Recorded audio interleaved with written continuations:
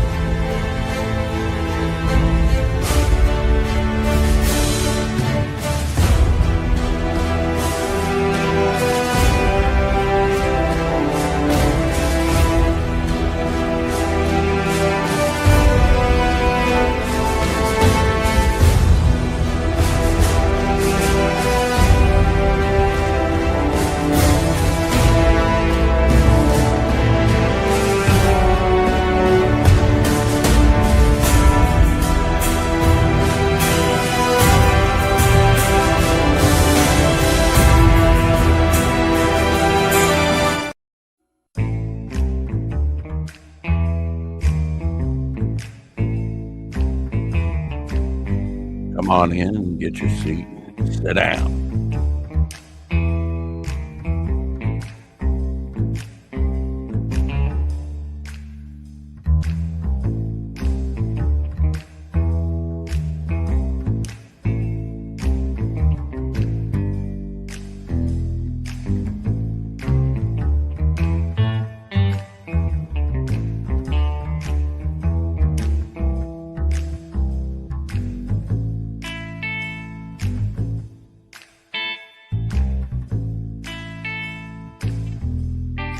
Welcome to the 4 o'clock shadow, episode 1287. We're kicking off Dr. Masque'S book, Edgar Allan Poe's Besprinkled with Scarlet. Yes, it's up live on Fund My Comic.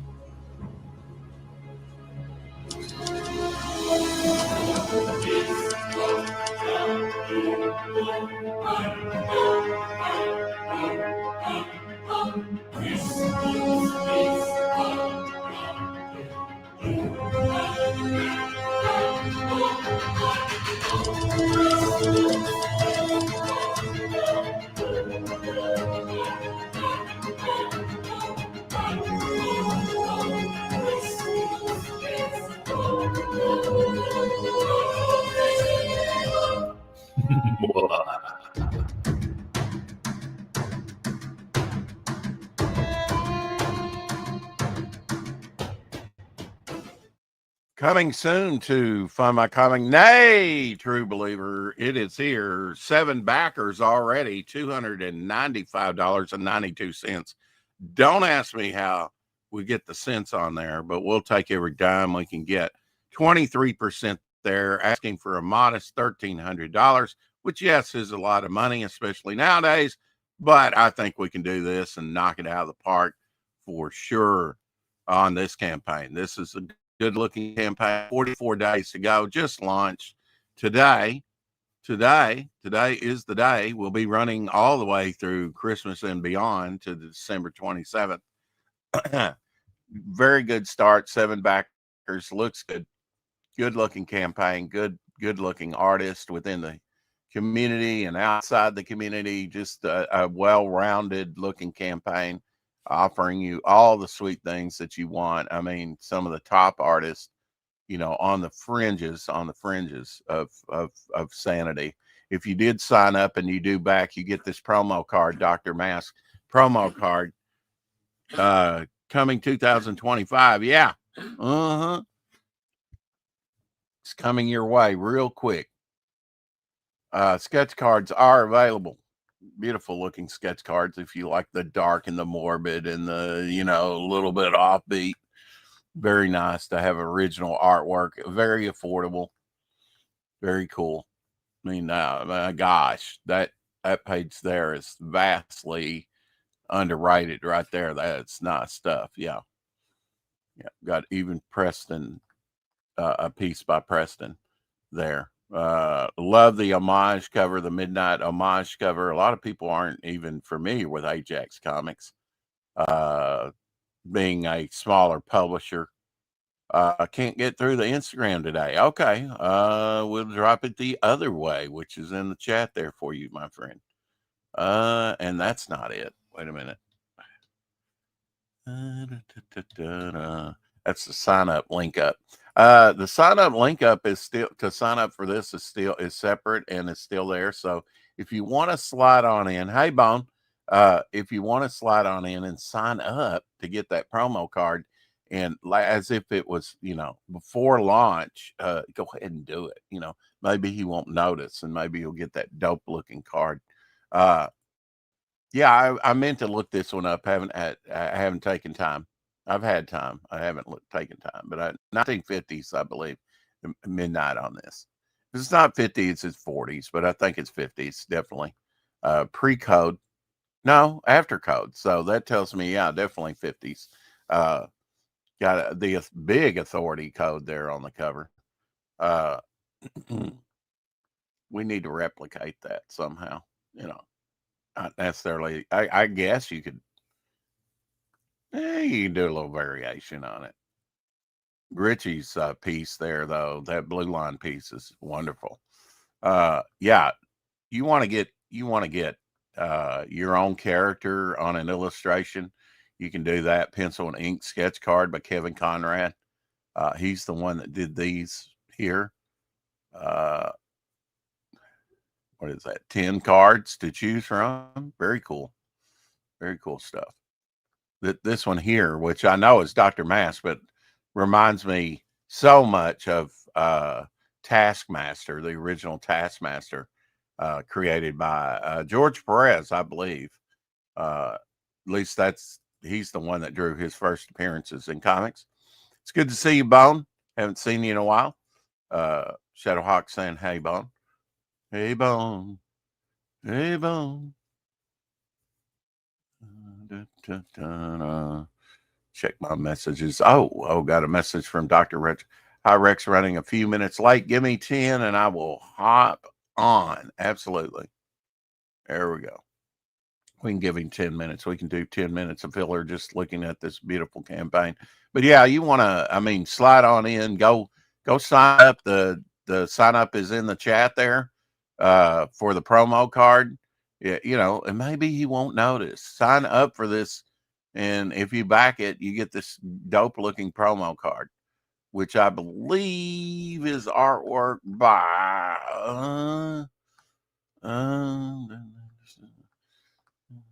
if it was here somewhere up here any more than that. That was early work he had done and one of the best pieces, I think. I'm not sure if he's cited here or not. Well, we'll have to summarily ask Dr. Mask about that. But that's the other Acevedo. But dope looking stuff, nice looking stuff. Coming soon. Everyone will receive a 3x3 Edgar Allan Poe sticker. See, it was digitized yesterday. We got sort of a preview now. It just says coming soon. So we got a little bit yesterday's show. We got a little bit of preview that maybe we weren't supposed to get because we were paying attention, eh? Well, We got Carrie in the house. Hey, hey, oi, oi, Savaloy. Let's see. All right, I'm going to kick myself. I'll be right back.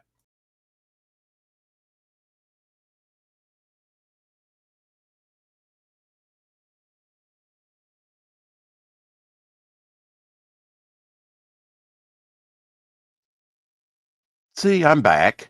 That didn't take long. Just to do a reset to get back to back in time, back in the right, my Whitefire Comics package came today. Laura getting ready to print hers. Aussie book fulfilling. Silverline has mailed my books. Awesome. You'll have a bunch of stuff coming in. Carrie saying how. Bone in the house. It's always good to see you, Bone. Are you at work? And why am I so small? I'm so small. That's what she said. Well, while we're waiting on my co-host and eyes are heavy. Your eyes are heavy. Okay, well, we'll try and be high energy today. There is some sunlight. We got up to like almost 50 degrees, 49. No. I'm sorry. I think the high was 69 today. High was 69. Of course, I slept through most of it. I watched a couple long movies last night. Avengers, Infinity Wars, and Infinity War, and Avengers Endgame. Now, we will be talking some Jim Starlin Friday, and Jim Starlin makes an appearance at the first of this movie because he was co-creator on Thanos and a lot of the Thanos, whatever, you know.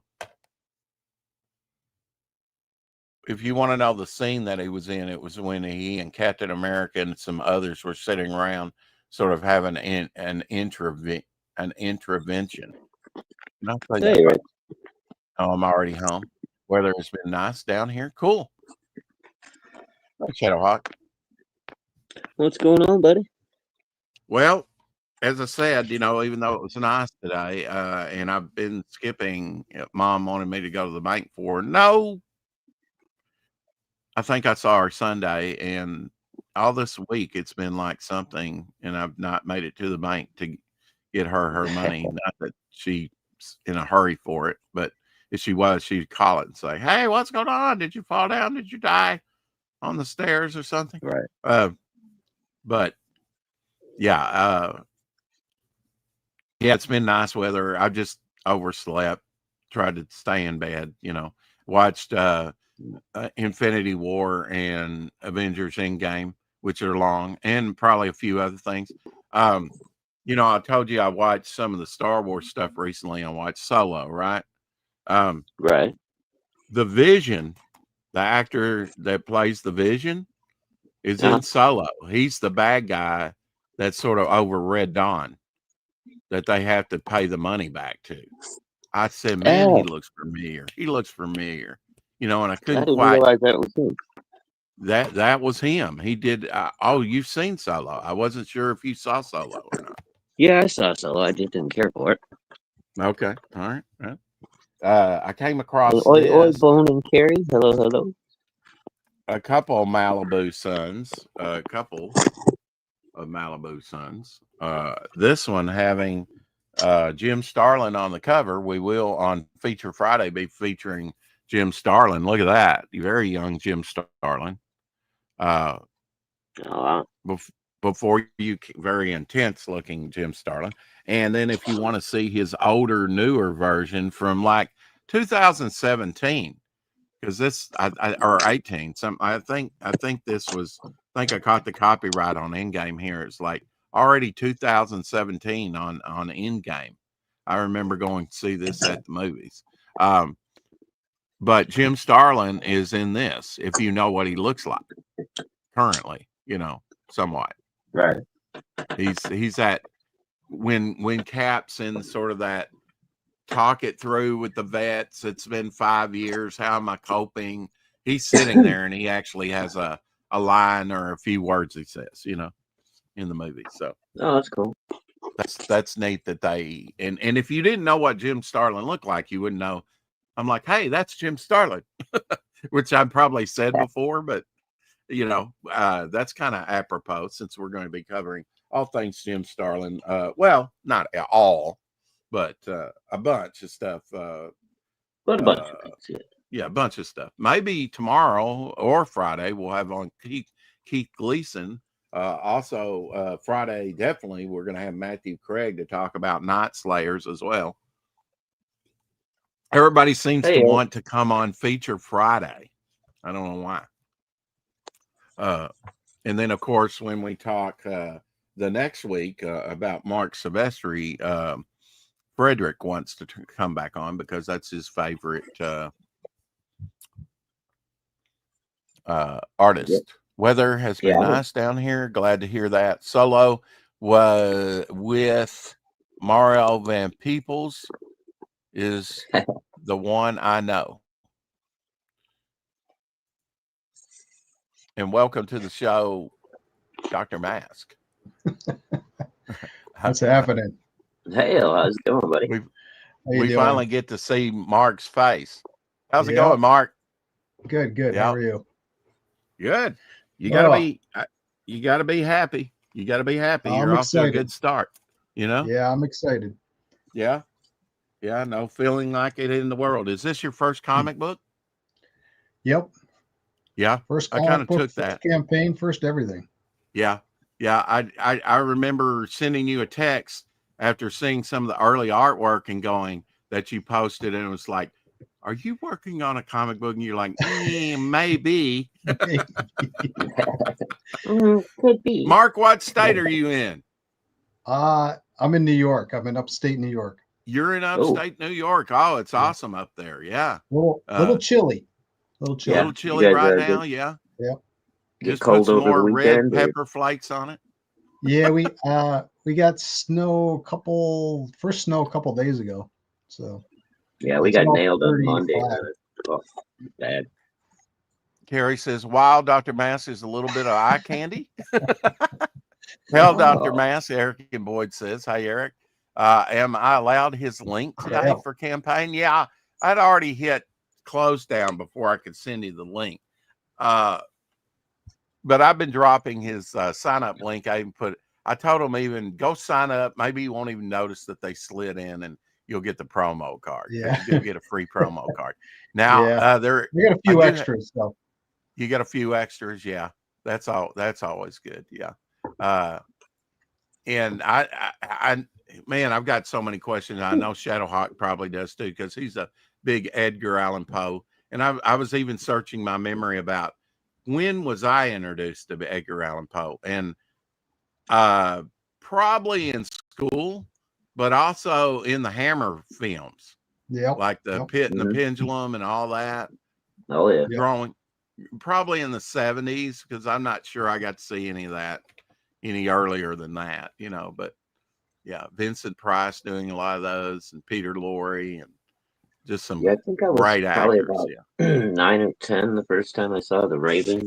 How do you remember that? Now, see, people ask me that all the time. How do you remember what you at that point to remember anything younger than that, dude? It's like it all gets hazy. But yeah.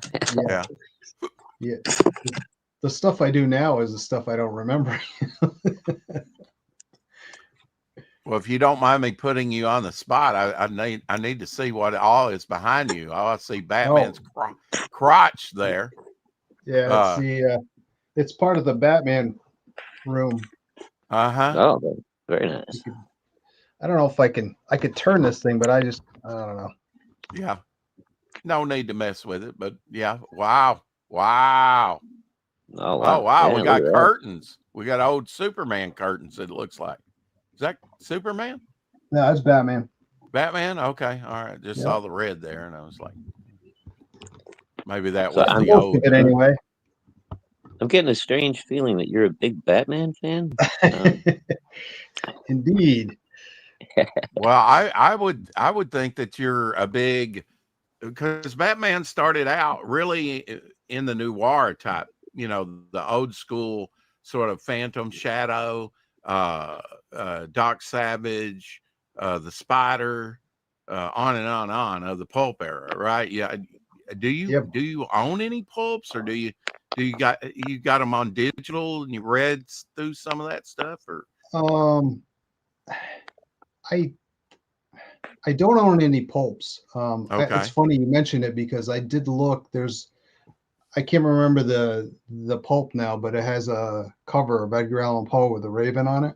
Mm-hmm. There was one at a comic show, a graded copy. They wanted, I think, $400 for it. So I was like, well, it's a little above my price range for that. But Yeah, graded. Yeah, I bought some ungraded that are, you know, some of them I didn't. I just wanted the covers, basically going to do something with the covers, you know, and yep, on a yep, two-page spread, and as a backdrop, and yeah, they're not that, they don't always have to be that high, you know, yeah, yeah. depending on, I yeah. do.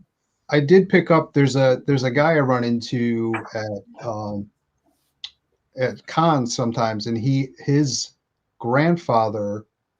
Now I'm going to forget his name, but his grandfather wrote pulps, and he was a friend of H.P. Lovecraft's.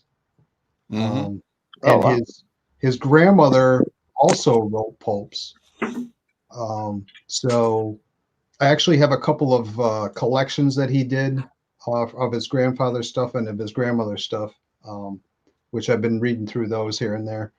But they're the ones that I've read are more like, ghost stories or horror stories and stuff like that. So yeah, it's pretty cool. Right. And then I have some. I don't know if you're aware of this or not, but when in the 70s, obviously, since they came out, pulps are hard to, sometimes hard to find. People weren't able to Mm-hmm. find them or whatever, so guys were doing like illegal reprints of the pulps. So I've got 2 or 3 of those that they made in the 70s. They were like bootleg reprints of some of the pulps. So Yeah. almost like a collection too. Like one of them is Moon Man. Yeah. And unfortunately, I haven't had time to, a chance to read them, but I can't remember what the other ones were. But yeah, so that's about all I have of that. Yeah. I actually bought some probably legal reprints of some Doc Savages, or some, some of the classic covers that you see when people discuss pulps, because there's a lot of pulps out there. And they ran all the way up. Gosh, I mean, I don't guess they've ever really stopped in a certain way, kind of like they've kind of petered out, and they're but I guess they kind of morphed over time, but it was late. I know they went, like in the 50s, a lot of them went to digest form, because that was, you had like TV Guide go to digest, you had Reader's Reader's Digest. Digest, Yeah. yeah. Digest are always pretty cool, more novel size, I guess. I guess they're, but Yeah. I mean, I think I've spoken to you before, or asked you questions before about your collection. I think I probably asked you, do you have some Golden Age? And you were like, no, not really, because you're posting Golden Age all the time on X and Yeah. probably Instagram and other platforms. But Yeah. is The it only just, golden age I really have is Batman, Batman stuff. Or I do have a few like Ditko, horror books and stuff. well, you never come on camera before, so I know it's not you, but at least with us, we haven't. So welcome to the show. Um, we had somebody come on and show some early Batman books, at one point. I can't remember who it was, and I doubt Shadow does either, but that's always a treat to see some of the old original books, no matter what condition they're in, Yeah, for sure. Yeah. Absolutely, Bone. Subscribe to Dr. Mask right there on YouTube. And his link for Fund My Comic is in the chat. Feel free to Awesome. go back, Dr. Masks. Thank you. Besprinkled with Scarlet. Absolutely. I'm going to Yeah. make I will sure. be I'm going to dropping out double here check. at some point to go back, Mark, and hopefully I'll be able to get back in. But I'm gonna wait a little while before I do that, just in case Wait StreamYard for it, and decides then to we'll do an lean today. update. Yeah. Yeah, I had a kind of end around to get here because I went to X and saw the link and I'm like, okay, and I sent you a message, hey, I'm going to be a couple minutes late, and then I went to go back, clicked on the link and it didn't work, and then I went back again and X was having some sort of an issue. It wouldn't even show me it might be my browser, but it wouldn't even show me any messages. So I had to go to my phone. I found it on my phone. I forwarded it to my email, and then because I don't want to God, stream on yeah, my phone. So, but yeah, yeah, I've been over having here. problems getting in and out of streams for like a week now. Yeah, it's I don't know why. It ridiculous. just all of a sudden. I don't know if I asked this the last time, but did you look at Restream at all, or Oh yeah. I have. It doesn't work with my phone for like more than 5 minutes. I can get no? in there, Yeah. Geez. everything's fine, but after about 5 minutes, I get randomly kicked every time. Wow, that sucks.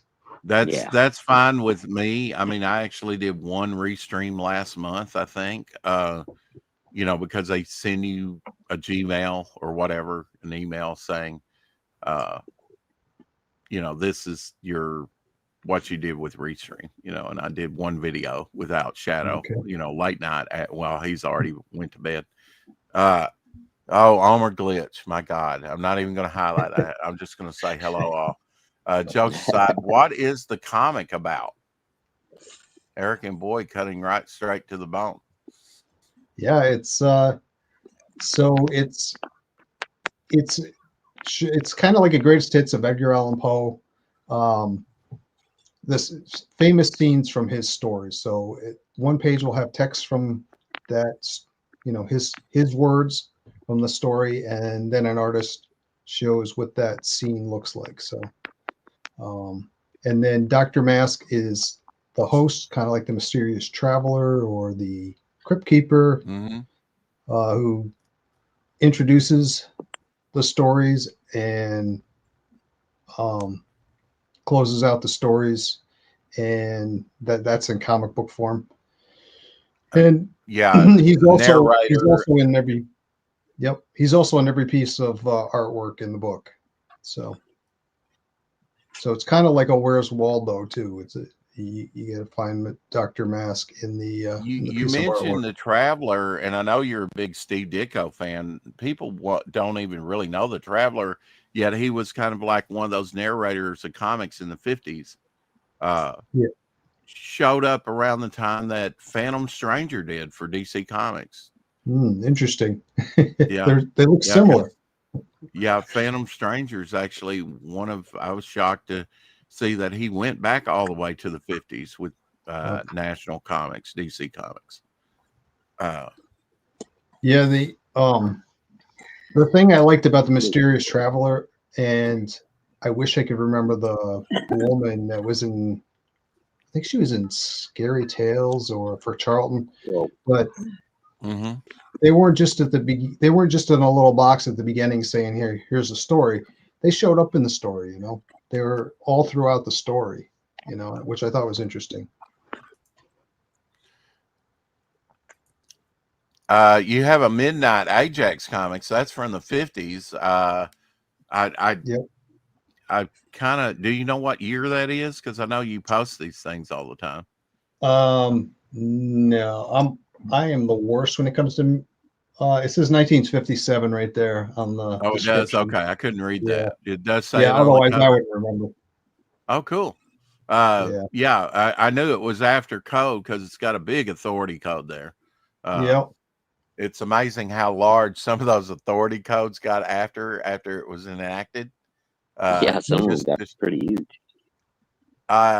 intrigued by B cover here. Only 100 copies of B cover, which is going to be the newsprint edition, which has the white logo.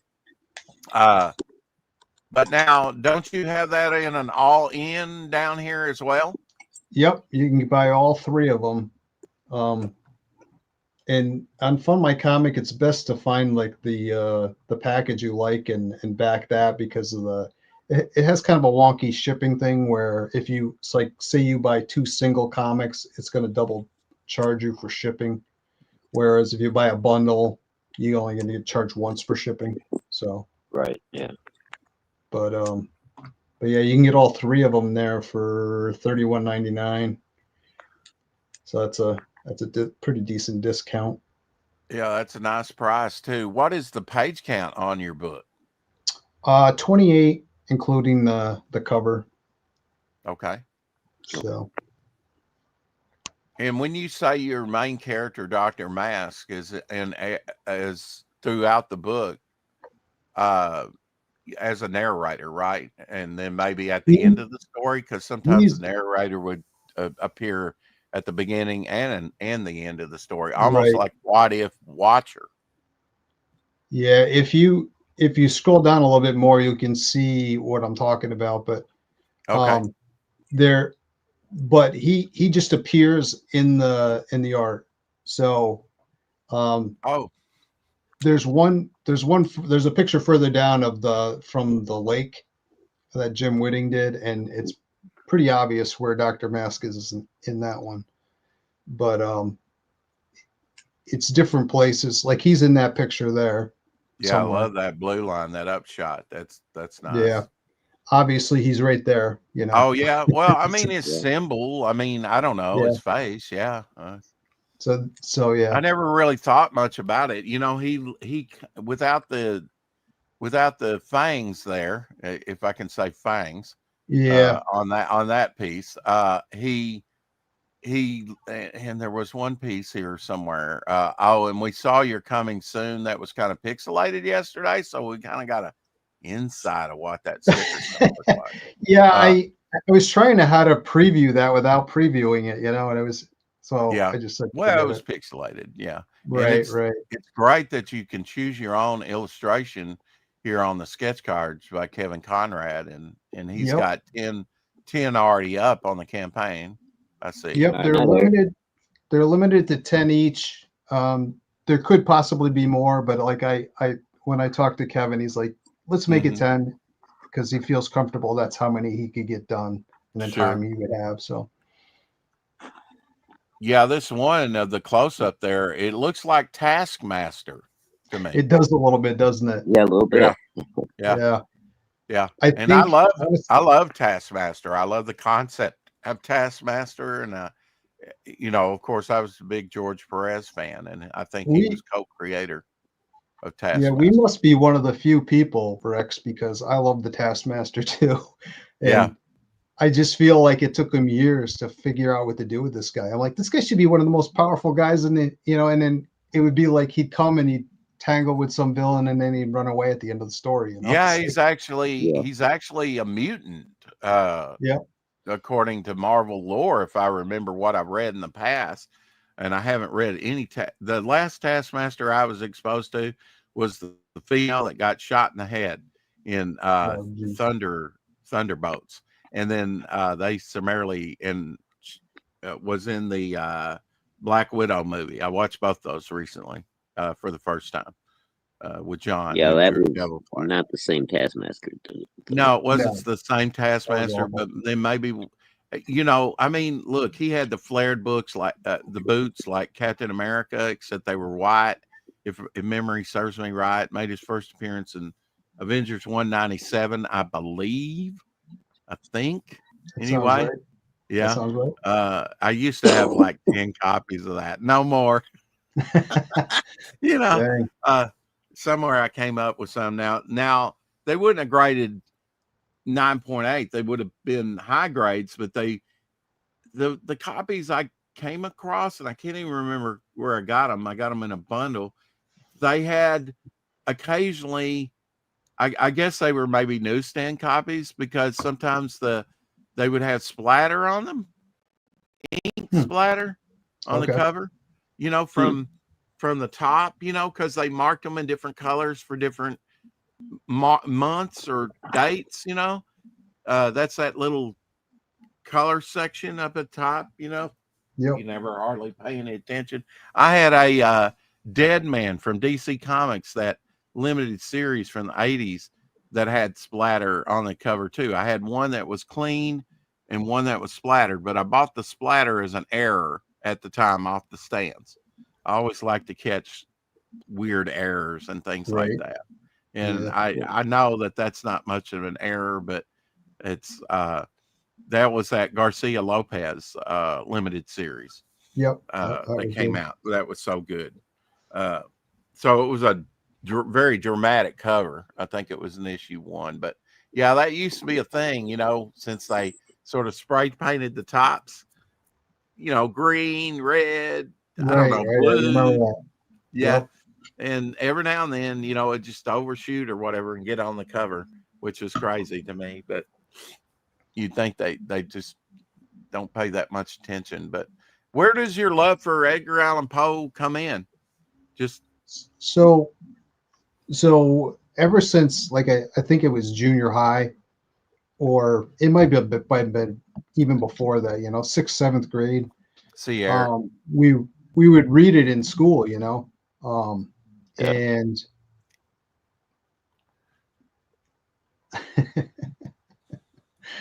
awesome. Um, and it's something that I kept going back to over the years, rereading and the stories. And I kind of got in a rut where I kept reading the same ones because I liked them so much, But Mm-hmm. the cool thing with this book is that that made me kind of branch out and check out everything, And I discovered that not only is he a great horror author, but he's got some really funny stories too, So Yeah. Yeah. which one of them made Quite a it bit in of here. Never bet your quite a head bit to of the book. poetry as well. Didn't he Oh die yeah. in his 40s? Yeah, I'm not good with numbers, but yeah, something Yeah, like that. I think he was I know like, they. yeah, he was still fairly young, 42, 44, something like Yeah, that. early 40s, I thought. Yeah. Yeah. Yeah. And I know he had a fear of being buried alive, which was the Yep. thing back then that sometimes would happen. Although how Yep. you would find out about it after the fact, I don't know. But I know some posh people that were, well, had actually, and he was one of them. He buried him. They buried him with a chain or a rope going down to his coffin, where if he was ever buried alive, he could pull that and it was attached to a bell up top, and people would come and dig you up. Yep. They. I don't know if you saw. I don't know if it was The Nun or The Nun 2. Maybe it was The Nun. I haven't seen that. No. But there was a scene where there was a graveyard and it had a Uh-huh. whole bunch of graves that had those bells, and she was out there at night, and all of a sudden all the bells start ringing. Well, Oh, the wow. very Very the, creepy. Yeah. the very first Marvel anything, Vampire Tales #5, has a story just like that. Where this woman is buried alive with a nice pearl necklace when she's young in her 20s, right? And so a man there, a grave robber at the funeral, Mhm. decides he's going to go dig it up, which he does. And it's raining that night, and the rain wakes her up. Well, it startles him. He yells, and the caretaker of the place shoots him dead. But that was supposed to be based on a true story. That was very intriguing to me at a very young age. Yeah. It- If you read The Premature Burial, which is in my book, they he talks about, and I don't know if there are actual accounts of this happening, but he talks about how they go back to visit the grave, or like if they put him in a mausoleum or something, Mausoleum, right? they go in and they find out like the person has gotten out of their coffin and they're laying dead on the floor because they couldn't get out of the mausoleum or whatever, or things Right. like that, or people that have clawed the inside of the lids and things like that. So Yeah, just that's what horrible. Bone says. Clawing marks inside the casket is a dead giveaway for a premature burial. Yeah. Just looked it up. Edgar passed at 40 years old. Okay. Yeah, that's way young by our standards. But then we didn't Yeah, have sort of modern medicine, right? Did it Yep. say what he died of, like tuberculosis or something I like that? I believe don't think it I was believe he it. died of exposure. Actually, he was Yeah, I don't know. I mean, drugs and alcohol, and he was sleeping outside, and he yeah, froze they to death. found him on a park bench, and they Oh, took okay. him to a hospital or whatever, or doctors at the time, Uh-huh. and I guess he survived for a couple of days and then passed away. But nobody knows exactly what happened, why he was there. He was dressed in somebody else's clothes, that didn't really fit him, and Uh-huh. Right. they Well, now think, there's a story you can tell that's sort of a murder mystery, or could be if he was not in his own clothes. yeah, they say the one theory is that they used to like go accost people and like dress them up differently to go vote multiple times. Uh-huh.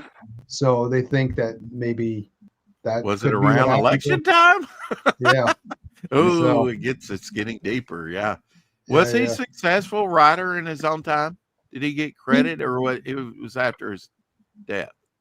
Yeah, no, there were, when he was, when obviously when he first started out, it was tough, he had a hard time selling stuff, but when the Raven hit, he became basically a celebrity at the time, people would Yeah. want him to come to their house and read the Raven to them, or kids would, you know, see him on the streets and stuff, and Do you uh, like the Hammer adaptations when you say Hammer, I think you're talking about the Roger Corman films, like the series he did with or the Vincent Price. Corbin? Yeah. Yeah. Yeah, yeah, yeah, You're correct. Yeah. Uh-huh. yeah. So some of them I like, some of them, whatever. Yeah. Yeah. I think the best major movie adaptation for me is Mask of the Red Death, Yeah. which I thought they did. I'm not 100% on board with the ending, but Yeah. I think they did a great job, and they also incorporated another one of his stories, Hop Frog, into that movie, which Mhm. fit Oh, yeah. really nicely into it. Did you So like the Dr. Phibes? I know that's off topic, but did you like Vincent Price and the Dr. Phibes? I Play? like Vincent Price in pretty much anything. So, Yeah. Yeah. Yeah. Yeah. but Well, he's I done. haven't seen those movies very much. I've seen them a couple times. Yeah, Yeah. Yeah.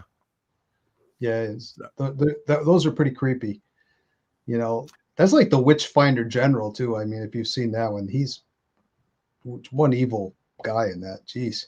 Yeah. I haven't seen that either. Oh, yeah, that's I good. live a sheltered life. Years ago, I bought some DVD collection of all these Vincent Price movies that I had never seen. So Uh-huh. that's where But yeah, the Mask of the Red Death is probably my favorite. The Pit and the Pendulum's good. The Raven was kind of like too corny for me. Yeah, the Raven was a little. Yeah, they went a little comedy with it. Yeah. I like the Cask of Amontillado with what's the little guy's name? Yeah. Uh, Uh, Peter Lorre, Peter Peter Lorre. Lorre. Yeah. Yeah. He's good too. the guy that If knows you nobody, coming in for the win with the if answer. you want my personal favorite version of a Poe story, probably at least of Mhm. my favorite Cask of Amontillado adaptation is there's a YouTube channel called Poe Movies, and they do an adaptation of it, and it's phenomenal. Oh, It's like 15 or 20 minutes long. I'll have to check that out. I haven't seen that And channel. the actors in it, the ending, it's so good, so good. Nice. They also do a Telltale Heart one, I was which just I gonna would, say that.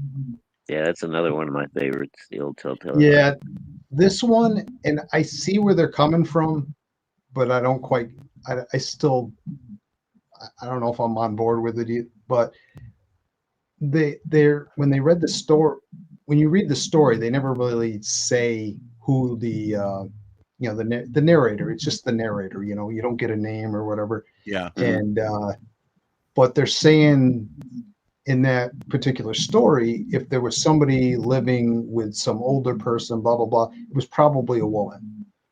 So they did one with the killer as being a woman, which is the first time I had seen that. Okay. Yeah, I hadn't really looked at it from that perspective before, but I suppose it could be, sure. I Yeah. had one question and one criticism, if you would. Not really criticism, but just a suggestion. Yep. On the promo art here, who did the artwork? You should put that up on your campaign above it. You're 100% right. Yep, that's Elliot Rodriguez. Okay, now see if Oh, I yeah. would have read the back of the card. It says on the back of the card, but very small artwork by Okay. Elliot Rodriguez. Okay, Yeah, I there was you go. thinking Acevedo was in my mind, but you're right. Elliot just had a book of his own Yep. that he's Ominous. fulfilling. Ominous, yeah. We Ominous. had him on, and I just could not remember. But this was an early piece done by him, wasn't it? That was because I was looking for something to use for like promotional purposes. So I had worked with Luke Stone to do like the costume design, and he did the logos. Mhm. And that was fine, but I wanted something more like, okay, this is what he's doing, kind of thing. So I came up with the idea of him just being in a graveyard, and pointing like that, and that's what Elliot did. So it came out Yeah. awesome. And Who did the Dr. Mass logo that's actually featured on the front? that's Luke Stone. Okay. Um, Okay. and I actually have a new. Besprinkled with Scarlet. Yeah, he did logo the as well? besprink. Yep, he Okay. did that one as well.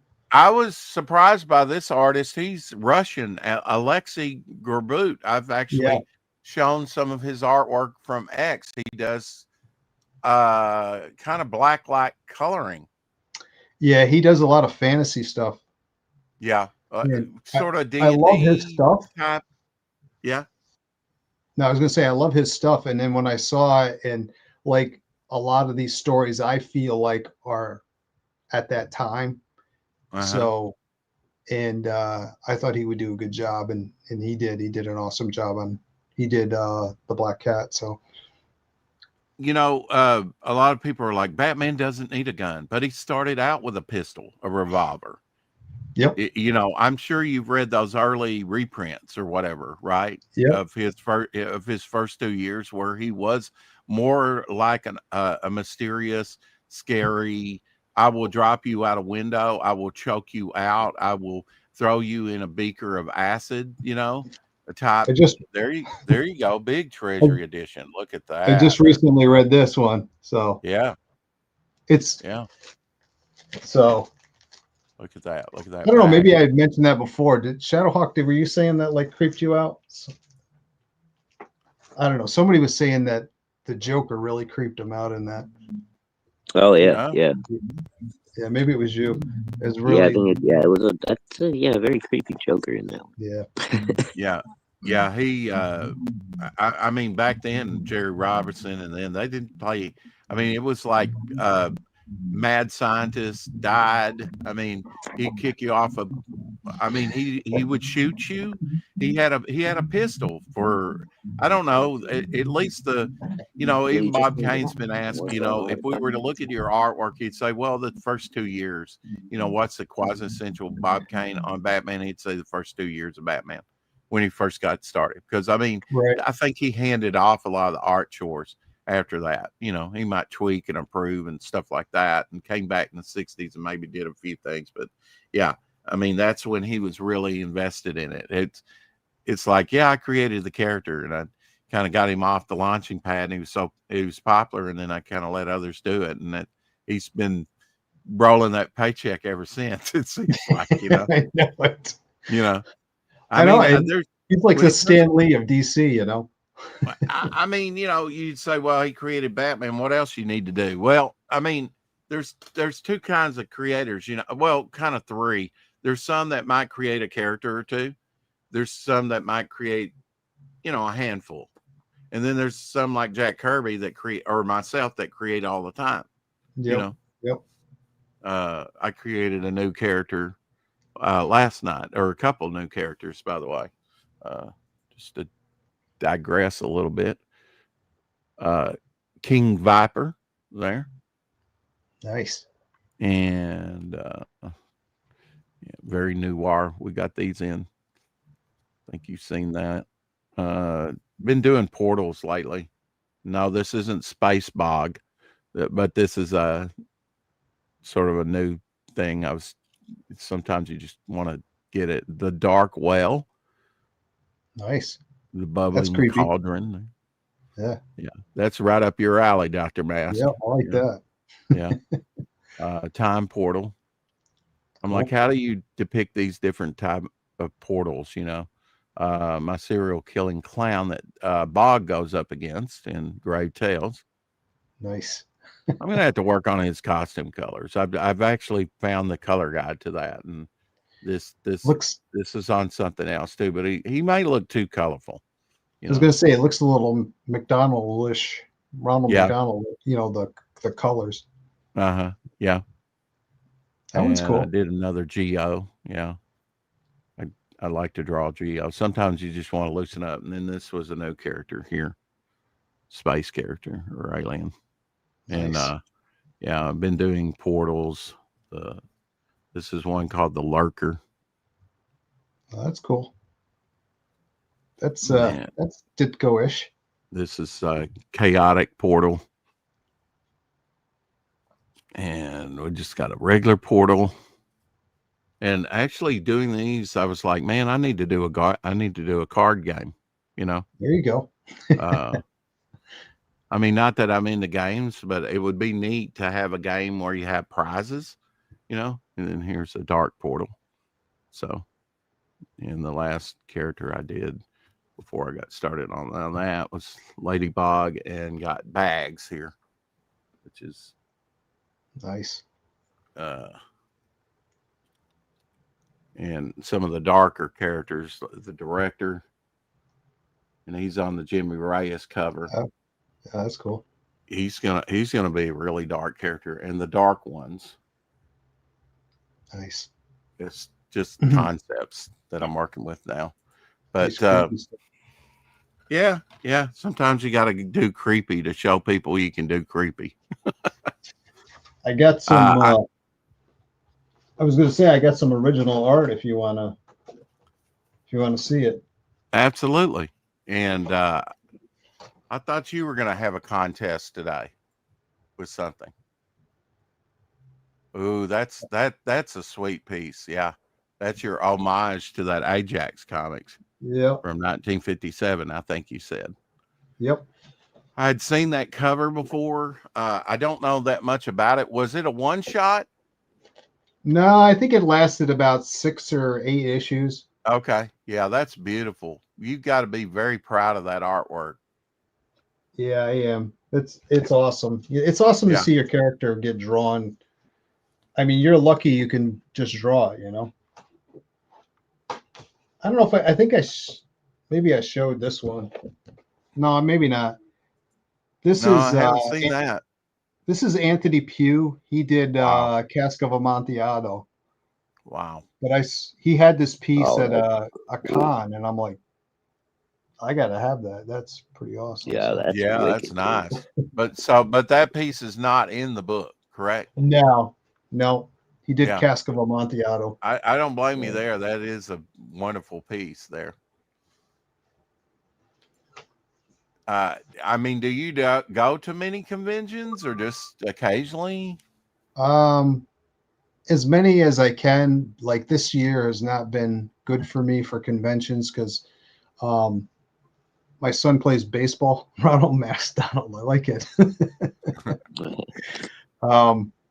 My son plays baseball, and he's also getting ready to go to college. So I've spent a lot of time doing those two things. So, is he a comic book fan or Batman fan or any of that? Not really. Not really? Not rubbing off? He doesn't really like to read a whole lot. So he reads when he has to. But I mean, it's funny because there's times where, like, there was this one time I went to a comic store, and he bought a trade paperback of Super Sons. I don't know if you remember that series with Damian Wayne and Connor Kent. And he sat on the floor, and I was hanging out. I was talking to people and stuff at the show at the store. And he sat there and just in the corner and read the whole thing. You know, he was just Oh, completely into it. You know, so he does like he's a big Miles Morales fan. So he likes Yeah. Miles Morales. Yeah. okay. But I don't think he's a huge comic fan. For a I know while, I used to do that with the cartoons. You know, they would have the younger Teen Titans on yep, or uh, things like that, and I always did like and gravitate to the younger characters as well. I mean, or Johnny Quest. You know, I mean right, that was yep, the whole thing. You you self-identify with that character, right? And I remember King Kong had a little boy with him that always wore the red and white Well, see, striped I don't shirt know. I all the never. time. King Yeah, Kong, really. I remember Godzuki, the Godzilla show. yeah, I Right. got Well, the. you got to go all the way back to the mid '60s for King Kong. Okay, I don't Yeah, know if I've ever seen that. probably But yeah, during his season. Yeah. I don't know. I guess I was different because I always preferred the original characters to the like Kid Flash, Robin. Um, what was the other one? Green Lantern, Changeling, what was it, Speedy. Speedy, Uh, yeah. Speedy. yeah, Right. I never cared for no, like the Young Avengers and shit like that. I don't know. Teen Titans, Yeah. I didn't mind. Um, I probably because George Perez was drawing them when I first discovered them. Oh So, yeah, great writing by Marv Wolfman. Yeah. yeah, so that was some good Well, Teen Titans stuff. yeah, yeah. I mean, not in the comics, but like in the cartoons. Like I said, you know, it was like the '60s cartoons. I can Mm, remember those impressions that I had with watching Spider-Man. I, Spider-Man does yeah, but I don't whatever. remember seeing that many of the teen sidekicks in the old animations. I mean, Well, yeah, I mean, you Batman and got to do a Robin. deep dive. You got About to it. go back to the '60s for that stuff. They yeah, had the Atom, they had Justice League, uh, and they that was early filmation. Of course, the very first thing that got them really going well, was they had Superman. what was it, the Wonder Twins or whatever. I remember them. Right That now, was that's that was the '70s. '70s. That's Yep. Yeah, Super that's like the Friends. Yeah, 70s. Yeah. and they didn't start out with Zan and Jace, the Wonder Twins. Well, I Wonder hope Twin not. powers activate. They were Form always of the a worst part boring of that bucket of cartoon, water. dude. I don't know. Yeah. I And think I they were hated that better little than. fucking monkey. Hated. I think Yeah, they were Glee. better than Wendy and Yeah. Marvin, though. Yeah. Yeah. Yeah, they did start out with Winnie Marvin and Alex Toth, who was a designer on that. He did the Giant Treasury edition uh, of The and Super Friends. of Super Friends. Yeah, Yeah. and Mm. they put that in trade paperback form. There was, maybe a couple of them, and they combined them. Uh, but yeah, the Wendy and what was the dog as well. Can't Wonder forget the Dog. dog with the little Wonder Wonder Dog Oh, with the Dog. Wonder little Yeah. Dog. cape. Yeah. I do vaguely remember Mhm. Wonder Dog. Yeah. Yeah. Yeah. Kind of Yeah. Are you now? How do you, I mean? You're a big Steve Ditko fan. How does that come about? it mostly came about um as I got older and got into more horror and stuff, Uh and huh. all the horror Like stuff. Charlton Yeah, horror. yeah. I Mm, like to. oh, I that's good like. stuff. Yeah, I like to look at the Spider-Man stuff, and as a kid, I did have some like reprints of the old Ditko Spider-Man that I especially like to look at the ones where he had like the pinups of all the different villains and stuff. Mm-hmm. Yeah. Um, but yeah, I think it was mostly the horror stuff that really got me into it, and I think as a kid, I don't know if I appreciated him as much as when I got older. Um, but yeah, and then probably the last 20, 25 years is when I've been like just picking up stuff here and there of Ditko. See, I got We my are talking with Mark Brandow. I hope I said your name right.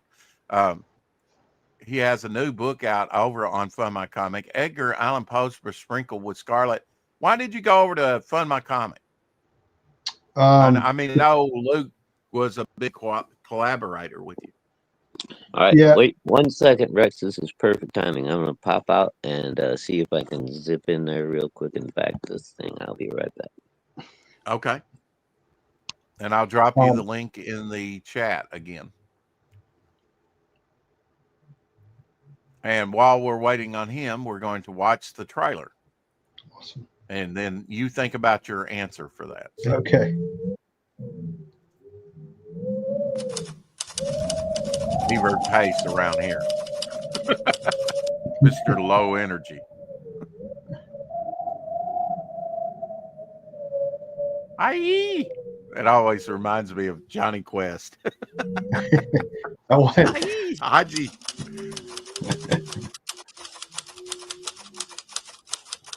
That's a lot of reading. yeah.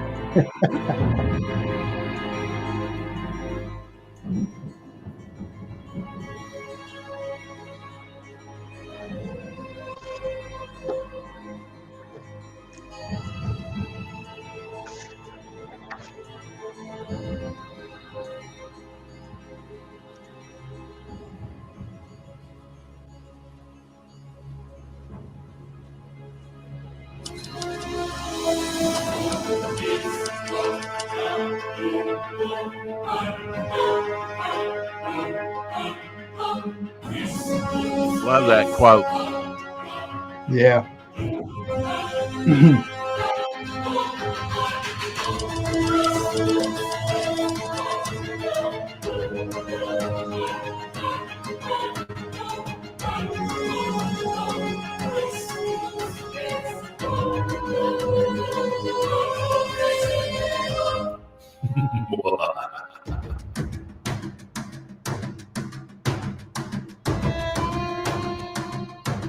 Coming soon to Fund My Comic. Nay, true believer, it is here. It's It live. is here on Fund My Comic. Finally. How long was this in the works, and who did your trailer? It's so I'm trying to think back. Rob Geronimo is the first person I reached out to do a piece. Okay. And I'm thinking that was about a year, at least a year and 3 months ago. Uh-huh. So yeah, I can't believe it's been that long, but look at that. Yeah, he's just going to come on here and talk about it's rigged. It's rigged. I should win the competition. Oh, But Pedro Quesadilla. congrats on the launch. Pedro Quesadilla did my trailer. It's looking good. Looks like a winner to me. Looks like a winner. And then just to make sure he wins, there's the second one. I'm gonna watercolor this while you all are talking about Yeah, that Dr. one's Mask Retro Elixir. Just sprinkled awesome. with bloody goodness. I was hoping Yeah, Rex I would told him submit one. that was a non sequitur from the very beginning because it didn't make the deadline. Oh, don't tell Dr. D. He doesn't know that. He woke up to it being submitted before 12. Right, exactly. I won't say a word. Well, I was hoping Rex would submit one so that I would know it's rigged, because I knew you were just waiting for Rex to submit his. Is that right? No. That's just a joke. No, Jokes, guys. Jokes. I've already received my money. Right. Now, you did have a fan art contest, and the winner, which will not be Homer Glitch, but I don't know. I can't say that. But now will be printed on the inside back cover, correct? Right. Well, now I'm going to announce that next week. Okay. I'm not sure exactly when and where. I've got a couple of shows lined up, so I might pick one of those shows and just do it on there. Good. Make sure you message me so I know to show up and watch the show. Okay. And, receive my accolades. I'm just kidding. I'm just right, guys. Can you tell us what shows you're going to be on coming up? Yes. Let me just look quickly here. Okay. I'm going to be on Pete's. I'm going to be on Comic Book Radio with Pete Cimetti on December 4th, I believe. Excellent. And then I can't remember the date. Yang Yan Zhao on the 18th. That's what I Okay. have lined up so far. The 18th of December or November? November. Okay. So, And that will be on a Tuesday. and coming then up. at 8 o'clock tonight, I'm on Fabrizio Aiello's channel. Oh yeah, and he's a contributor to the campaign. He's really got that pulp feel with his own Hoover character. He does some excellent stuff. We've had him on once before, I think. Okay. We need to get him on again. I know you're a big supporter of what Peter and Fabrizio and others, although Fabrizio's one that hasn't been with Alterna that long as compared to some of them. But yeah, I know you're a big supporter of what Alterna has kind of been doing, Yeah, I mean, yeah, I'm trying to think now how many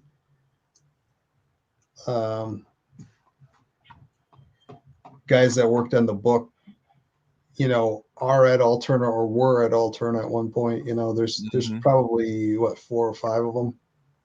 Yeah, you got Robert Geronimo, you have Fabrizio. Brian Bow. And with Preston's done covers for him, I think. Preston Acevedo, yeah. Yeah. So Kevin Conrad, tell us about him. Kevin Conrad, he worked on the Kiss Psycho Circus comics and Spawn. So he he's pretty well. Like they actually I didn't know about this, but they actually have Spawn conventions. Like wow. It's just I didn't know that either. Yeah. So yeah, he does pretty well there. But yeah, I've gotten to know Kevin over the years. I see him at shows all the time, and we were talking, and we're both Kiss fans. He's also in a Kiss tribute band. So. Oh, okay. So it kind of makes sense with the cards that's on here. Right. And Yeah. Alice Cooper. Yeah. Yeah. Those are ones that I got done. He's working on a set of Kiss ones for me, and then the Alice Cooper. Yeah. Yeah. So now this isn't your Ace Frehley. This is the one on the left. Didn't he just pass away? Ace did. Yeah. That's Eric Carr and Peter Criss. Oh, okay. Yeah. But I thought Eric Carr did too. Eric Carr did. He passed away quite a few years ago. Oh, was it? Okay. I actually got to see him. With Kiss a couple of times, once in Little Rock and the very next night in Memphis, because we saw Kiss in Little Rock and then watched them in Memphis the very next night. That's awesome when you can do that. Yeah, about 1985, somewhere in there. I'm guessing 85, 86. I could have got like right in the front at that Little Rock, and I was, but they were just surging and pushing, and it was hot in there and sweaty, and it's like, let me out of here. And I enjoyed it just the same. But you've got a Robert Geronimo, Alex Gerboot, Jim Whiting. He did a lot on the campaign. Tell us about him. Yeah, he's a graphic designer, and he has his own comic. I can actually show it to you if you want to see it, but here's one of them. Sure. But wait a minute. It's Margot the Intergalactic Trash Collector. So that's his. Oh, that's his creation. I like his style. I think, and I haven't asked him this, but I think he's, definitely influenced by Jack Kirby. So, and I love his colors too. I mean, he did.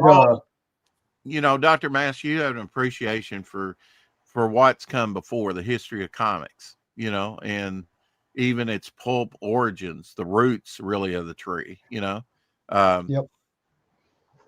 The editor-in-chief wrote some of those of DC Comics wrote some of those pulps. I mean, a lot of people came into pulps, and might be, you know, and Edgar Rice Burroughs, and that was the type of thing. You know, we don't think about that, but what influenced Jack Kirby? What influenced Alex Raymond? What Right.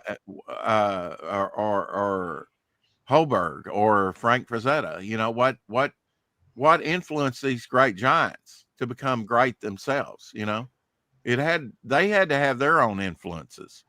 You know, like Bob Kane talked about the bat being an influence Yep. Yep. on, and then when you look back at the movie, the silent movie, The Bat, have you ever seen that? I think it came out in 1927. Yeah. I was going to say they made a comic book adaptation of it too. Yeah, yeah, and the Bat was a character I know that Apple Comics did. I've got several of those. It's kind of like the Spider or the Shadow pulp, you know, sort of noir, gun-toting, black cape type thing, whatever, black jacket. But Can I interrupt for a second, real quick? Hey, Dr. M. Yep. Now, is there two versions of the character? One is colored red, or is that just specifically because you were homaging that cover? It was, I was thinking of specific color. to that cover. Okay, but so given his name, he does wear different, you know, disguises as well. So because I was thinking of making this one red, like that one red cover, so I would have Mhm. one like kind of the original Elliot version, and then one in homage to this other red version. Yep, And, that's cool. Yeah, but I Yeah, thought I'd ask you, should I do that, or should I just stick to the regular for this one? Since you're I here. love seeing the different interpretations of it myself. Okay. All right, cool. Well, I'm gonna do a red one, all red. It looks I cool. kind of like the all red. You know, I mean, that's a Mhm. great. You know, if you're gonna homage or tribute, you know, do some of the greats, and that's definitely a great cover. Who was the original artist of that? Do you know? You know what? I don't. Okay. Well, I And know, you know, LB Cole did a lot of wonderful covers. I doubt that's one of his, but I have some of my Golden Age favorites. When it comes to the artist, I don't really, you know, the Golden Age artist, I really don't have a good handle on it, you know. I just haven't researched it enough, but there's yeah, a some lot like of them. Will Eisner that you come across, and A LB lot of Cole a them they lot. just don't know. You know, that's Will what sucks. Eisner? Yeah, yeah, and some are unknown. Absolutely. Yeah, Julius Schwartz, he wrote some of the pulps, you know, and he was probably influenced by H.G. Wells and Jules Verne and, you know, all that fantastic stuff at the time. And then of course Buck Rogers came along, was a big sensation in the 30s and led to Flash Gordon, who actually became bigger than Buck Rogers in a lot of ways, you know, in the movies with Buster Crabbe at the Yep. time, which influenced Star Wars later, you know, the movie serials. So one thing leads to another. I think retro is going to be very big in the next at least 20 years. Starting today, I think anything retro, people are kind of gravitating to. And that your project seems to have like a retro feel to it. Yeah, I mean, I was going for what, kind of what Poe had when he you know, put out his stuff. So he would have his story, and then he would have an artist do you know, a couple, or I don't even know if he had him do it or if Hey, Elsie. the publication had him do it, but The publisher. Yeah. they would do the illustrations for it. Can you tell us about the symbol pin again? Yeah, it's just it's the symbol that Dr. Mask has on his costume. It's just I can't remember what size it is. 1.5 inches. inch. Yeah. But yeah, that's I I'm not really ready to talk about what the symbol means at this point. I mean, you might be Okay. able to figure it out for yourself Okay. if you look into it. But Okay. Is it made up or is it an actual occult like thing or is it it's a riff actually on something that's established? no, no. I actually No. have I have those made already, Yeah. but I went to so I just went and looked to see who did the artwork for Midnight Number One, and they don't have anybody listed. Okay. So I guess Okay. they don't know. Yeah, Preston has done, like you said, a lot of stuff. He's more into the painterly thing. I like that you've done like the text story because I kind of did that with some of the Devil Flyer stories because it's like the backup stories can be anything. Like Ray Tales is sort of riffing on the old Charlton horror that you talked about.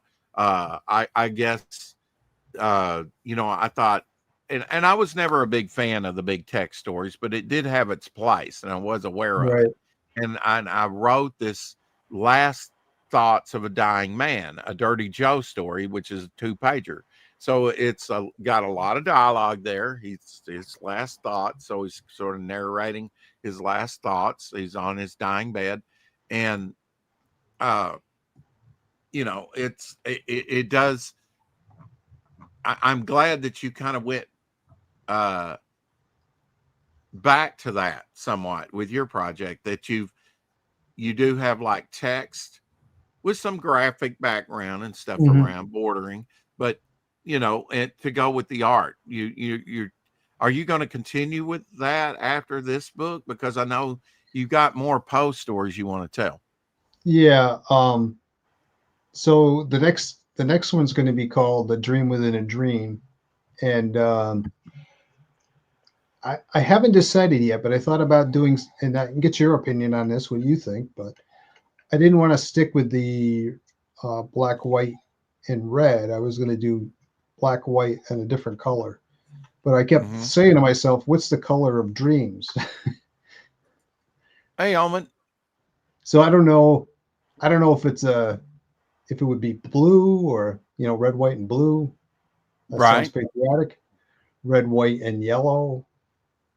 We have an Not update 100%. on the campaign here. Previously, $295 and some change, 7 backers. Now we have, drum roll please, 8 backers, Awesome. Nice. $357.91.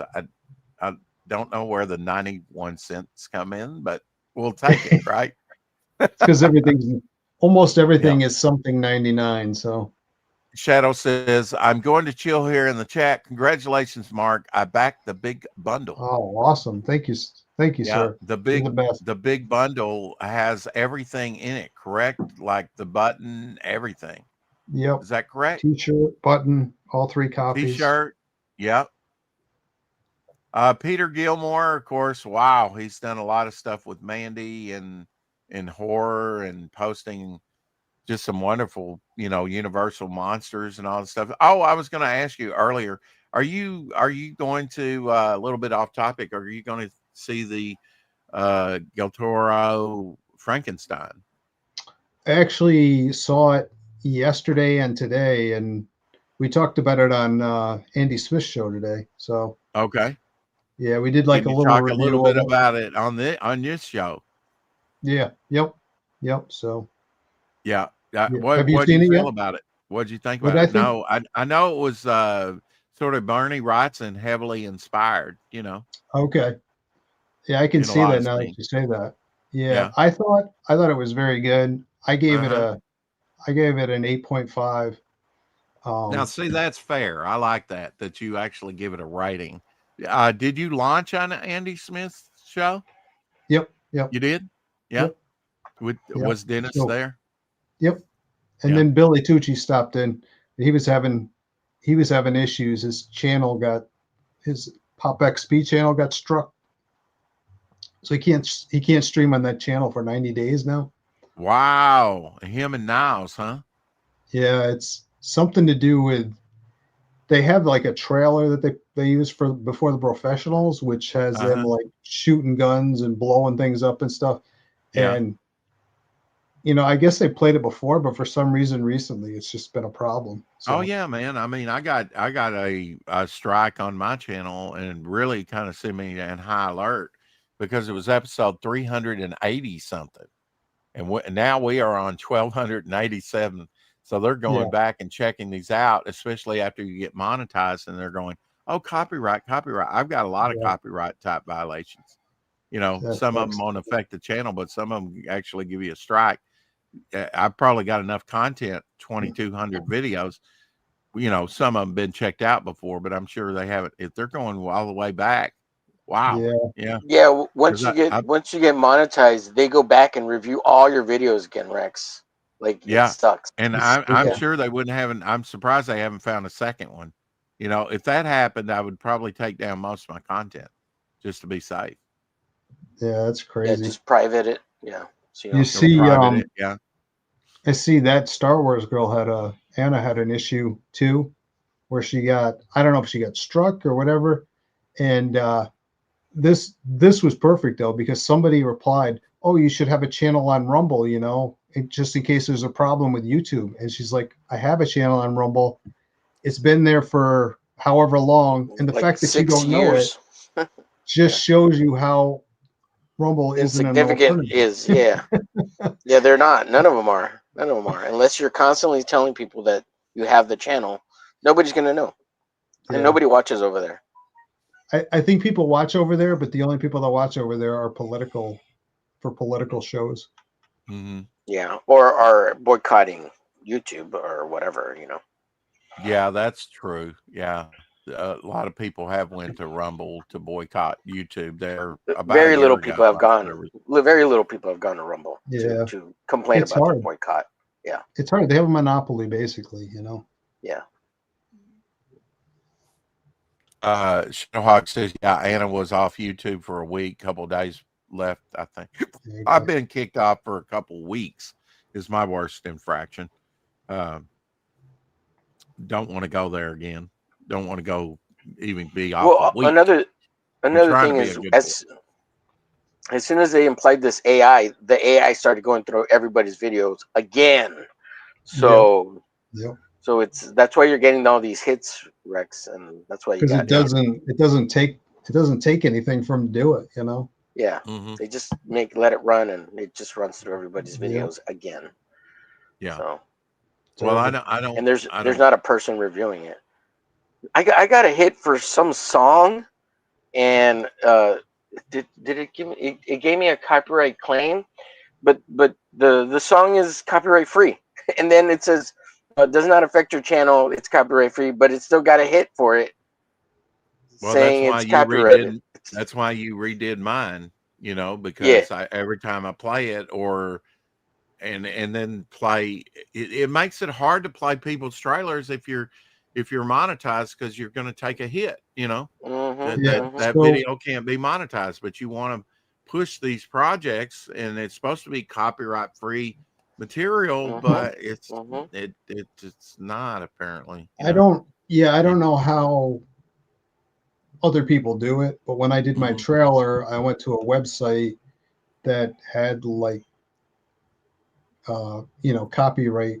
It wasn't really copyright. It was copyright. It was free music you could use, or you could give them a donation. So I'm like, well, I'm using it for this, I'll give them a donation. So I donated to them, and I got a license for it, and it said basically when you use it, because I gave my YouTube channel, it's like when you use it and upload it, it will automatically like create a license for it, which it did. If I look, it shows you like under the video or something somewhere that it's cool. But yeah, by far the best and easiest way, the best is to go to YouTube Studios and go to the copyright free music that YouTube has that they let you use, and go through that extensively. It takes a while, and find something there. That's the best thing to do. But even that music has gotten me copyright claims. Like it's not a copyright strike, but it's a copyright claim, and then it says, "Oh, it's okay to be using this music, but you still have this copyright claim." I'm like, "What? It's your music. I used it from your free stuff." Yeah, it's super annoying. Yeah. And it's the old, you can't fight City Hall, you know. You can't. You can complain all you want, but what are you going to do? Yeah, there's nobody to complain to. It's all AIs. that was the whole problem with Indiegogo too, when they were shadow banning people and they were, sending emails or whatever, and nobody responded. So it's like, well, what good does that do? Automation at its finest. Yeah. All in bundle $65.99 plus shipping. You get 3 books. You get the you got to be happy to be doing newsprint. Yeah, it's going to be cool. Yeah. You can sniff your book in 20 years and get a high. I actually have the newest copies of Blood Realm are on the new newsprint, and the colors are just so nice, and you can tell it's still newsprint, but it's just a higher quality newsprint. So. Oh, definitely. Yeah, it's bone white. If it's not the old yellow tanning stuff that you got from the get go, Like the Charlton stuff. And there's a higher saturation of the ink goes into the paper. Yep. It just doesn't sit there on the surface. It is a different look. I like that diffused matte look. I never liked the slick paper. There's definitely some problems with the slick, for me. It's hard to read. And it's hard to review if you're like doing a review show and you want to show it off. Shadowhawk found that out real quick with some of these crowdfunders. The slick stock just glares on the camera. Tell us about Anthony Poog. Am I saying his name right? Pug? Anthony Pugh, I think. I ran into him at IC3, which is an independent comic convention in Connecticut. And that's where I bought. That's that piece I showed you that. Okay. I bought. And I was like, oh, and then we just chatted, and he said, yeah, I would love to do that. So he did the cask of Amontillado for me. And so are these like one text, one page, and the artwork on one? So you got artwork that goes with the text. Yep. So it's kind of different than sequential, right? Right. Mm-hmm. There's sequential at the beginning and a sequential at the end. Okay. With your character, I'm assuming. Yep. Tell us about Ricardo. I'm still working on pronouncing his name, but Ricardo Jaime. Okay. And fall of the House of Usher. Yeah. So I reached out to him. I think I had seen a cover he had done for Mark Polton or somebody. I'm trying to remember, but I reached out to him and I want him to do, Is he I don't know if I Spanish or specifically Italian? told him this one or that was the one he chose. I think I picked it out, but so he did it, and then I was having trouble finding a cover A that I really liked. So after I saw this, I'm like, dude, just do the cover too, will you? Because it was so good. Homer Glitch gives options: cover A or cover B, sir, or C even. Right here. Yeah. So he's all these guys. I wouldn't mind having them back for the next one. I'll be there. You just let me know.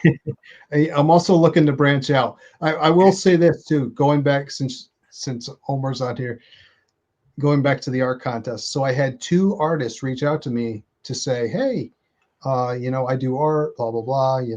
Would you be interested? And I looked at their stuff and I'm like, oh yeah, I was like, but this book is done. And, but I do have an art contest, and I gave them the link to the art contest or the link to the sign up so they could get the rules. And I didn't hear from either one of them. So. Well, they saw I submitted work, and they were just like running and hiding and be like, "Oh shit, Homer Glitch is there. We can't win against him." Well, all I can think of is maybe they thought that they or maybe they're established more. They don't need to do, a contest or whatever. I don't know. Yeah, they're like, we only do paid work, sir. We're beyond your art contest. You don't do free things. Not being an artist, you don't understand how grateful I am to people that are going to take time that they could spend doing something else to do a picture of my character. That means a lot. Well, you have a very intriguing character. You know, Yeah, I it's really badass. like Yeah. it. It's a great looking character. You know, with the little red trim and the black, I really get like Joe Sontag Reaper Destroyer vibes off of it, just because of the colors. You know, Mhm. I Well, I'd guess say that's it's where it even is. better But than Reaper Destroyer. Reaper Destroyer is only made because the guys who inked Joe and Sontag. I'm just kidding, Joe. the only reason Picture he's me saying naked, that is Joe, he's on here. with a huge Anyway, hog. okay. So you kind of break type here. You do dialogue on a cover. Finally, we get a comic with dialogue on the cover. Yeah, well, it's a That's homage. kind of a So throwback nowadays, isn't it? yeah, that's true. I mean, well, if you go to the newsstand now, they're all pinups. They're not covers. Yeah, Yeah. and pinups can be great. I mean, you know, I have a pinup, you know, a great pinup, I think, but it does have something to do with the story, you know, because I show you all the characters and some of the characters that won't be featured, you know. Uh, yeah, I think it should be more story related, right? To the sequential, I don't um, even, to the you guts know, of the book. yeah, even as a kid, I'm like, I don't care. I mean, I guess sometimes you were disappointed, but I don't care if the cover is even telling me what's in the book so much as it tells me a story on the cover and makes me want to buy that book, Yeah, you know? yeah, I mean, and is it preferable that it's in the book? Yes. I But would say, you know, one that really affected me was a Spider-Man. I can't even remember what issue it was, but I and or what was on the cover, but I remember the pinup. I mean the splash page, because I would say that's your second greatest, if not your, you know, bam, it needs to hit you right in the forehead when you open that book. You know, you yeah, need to grab them from that very first page, I think. And I remember Spidey chained up and sinking in the water. So you were okay. immediately thrown into the story, You're like, I you gotta know. buy this. Yeah. Spidey And might so die. that's what I did with Devil Flyer. You know, when I thinking about what would I tell a story with Devil Flyer, that came to mind and said I'll do the same thing with my character now.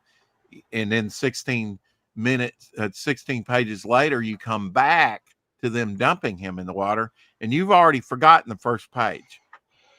You know, I every time I read that story, I was like, oh, I forget, you know, that Yeah. he winds up in the water. You know, I think that's great storytelling. You know, it's I engaging.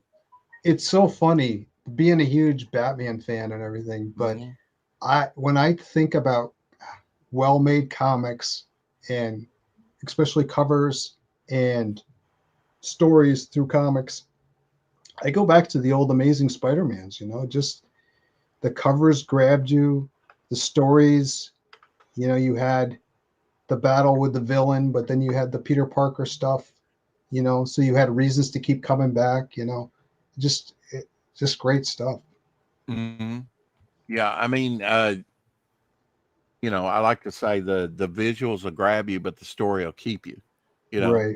Yeah. even you know, I kind of got engaged in the Flash stories because, and I wasn't a big Carmen Infantino fan of his artwork in the, you know, it wasn't as tight. It was, I don't know, it's, you know, how artists morph over time. I got the 80s Infantino, whereas others got, you know, the 70s, the Bronze Age or the Silver Age Infantino, Right. you know, or maybe even further back because he really goes back there.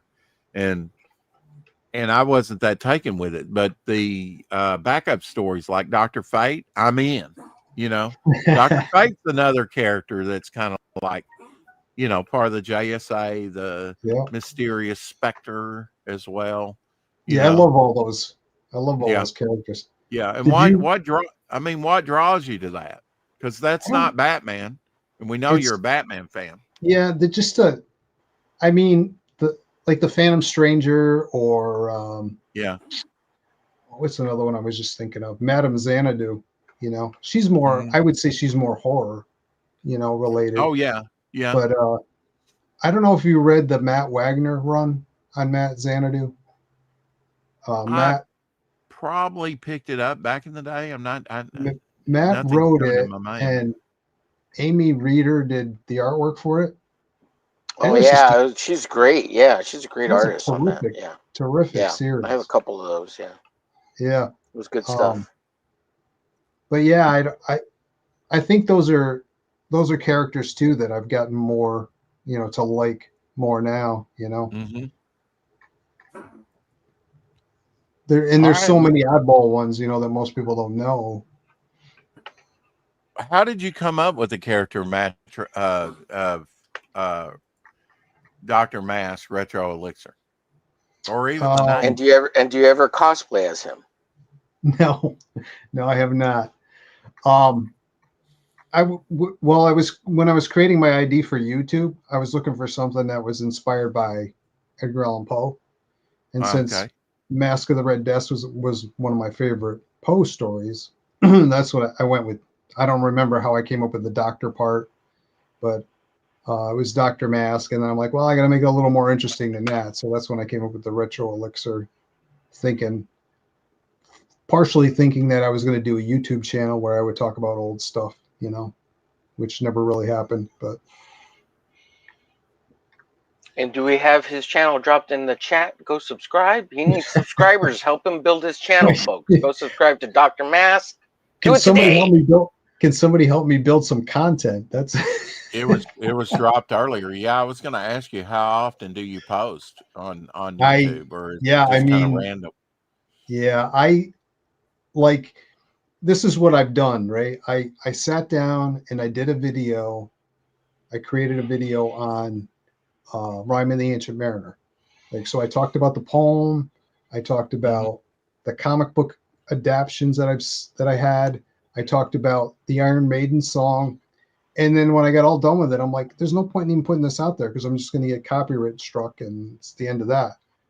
So I didn't even post it, and that was and I'm just like, this is too much work. I feel like YouTube restricts you, and I can't do the things I want to do. I would love to do like music reviews too, but every time you play music, you can do the music reviews.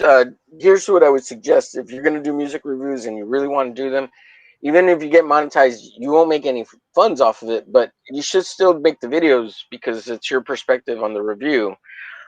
Post the video onto YouTube and private it and leave it for about a week or two and see if it gives you a copyright claim or a copyright strike.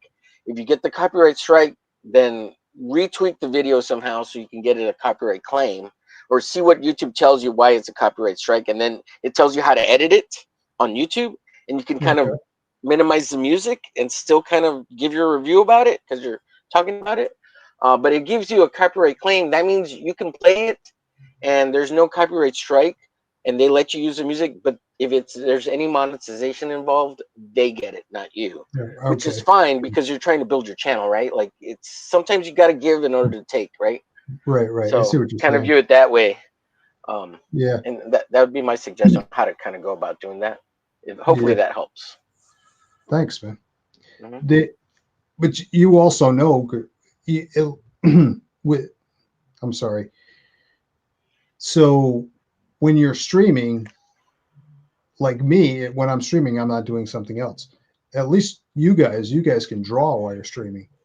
At least you're doing something. Yeah, that's why all the writers have a hard time because you guys are retarded. And I say that lovingly because it's hard to be a writer and like build a channel. And how do you build it when you're a writer? And my suggestion is talk about the craft. Do little writing segments. Can you feel the love? Yeah. Do like little practice writing sections where you do like maybe because there's a lot of things writers can do that people don't normally think about, right? Like you do a 20-minute morning wake up writing session that's just stream of consciousness, right?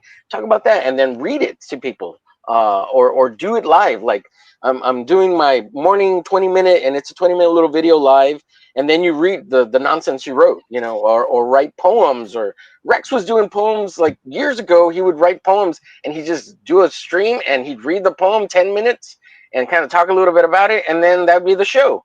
And they're awesome poems. If you go back and look, I mean, they're pretty romantic stuff, dude. Heavy stuff. That's funny. Make haikus.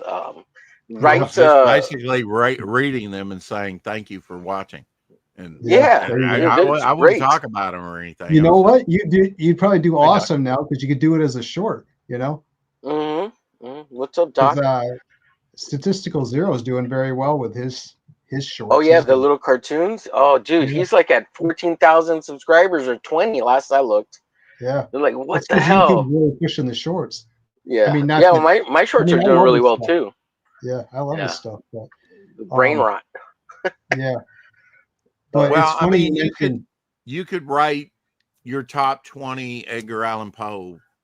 Ooh, there's a good idea. Read Edgar Allan Poe on the streams. I mean, there read you go. your favorite. Yeah, or some of the other stuff that you're interested in, because I think people want to know the creator.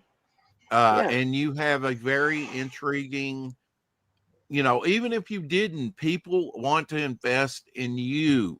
That's genuine. what I say, more so than what you're presenting them. But you have a very good IP.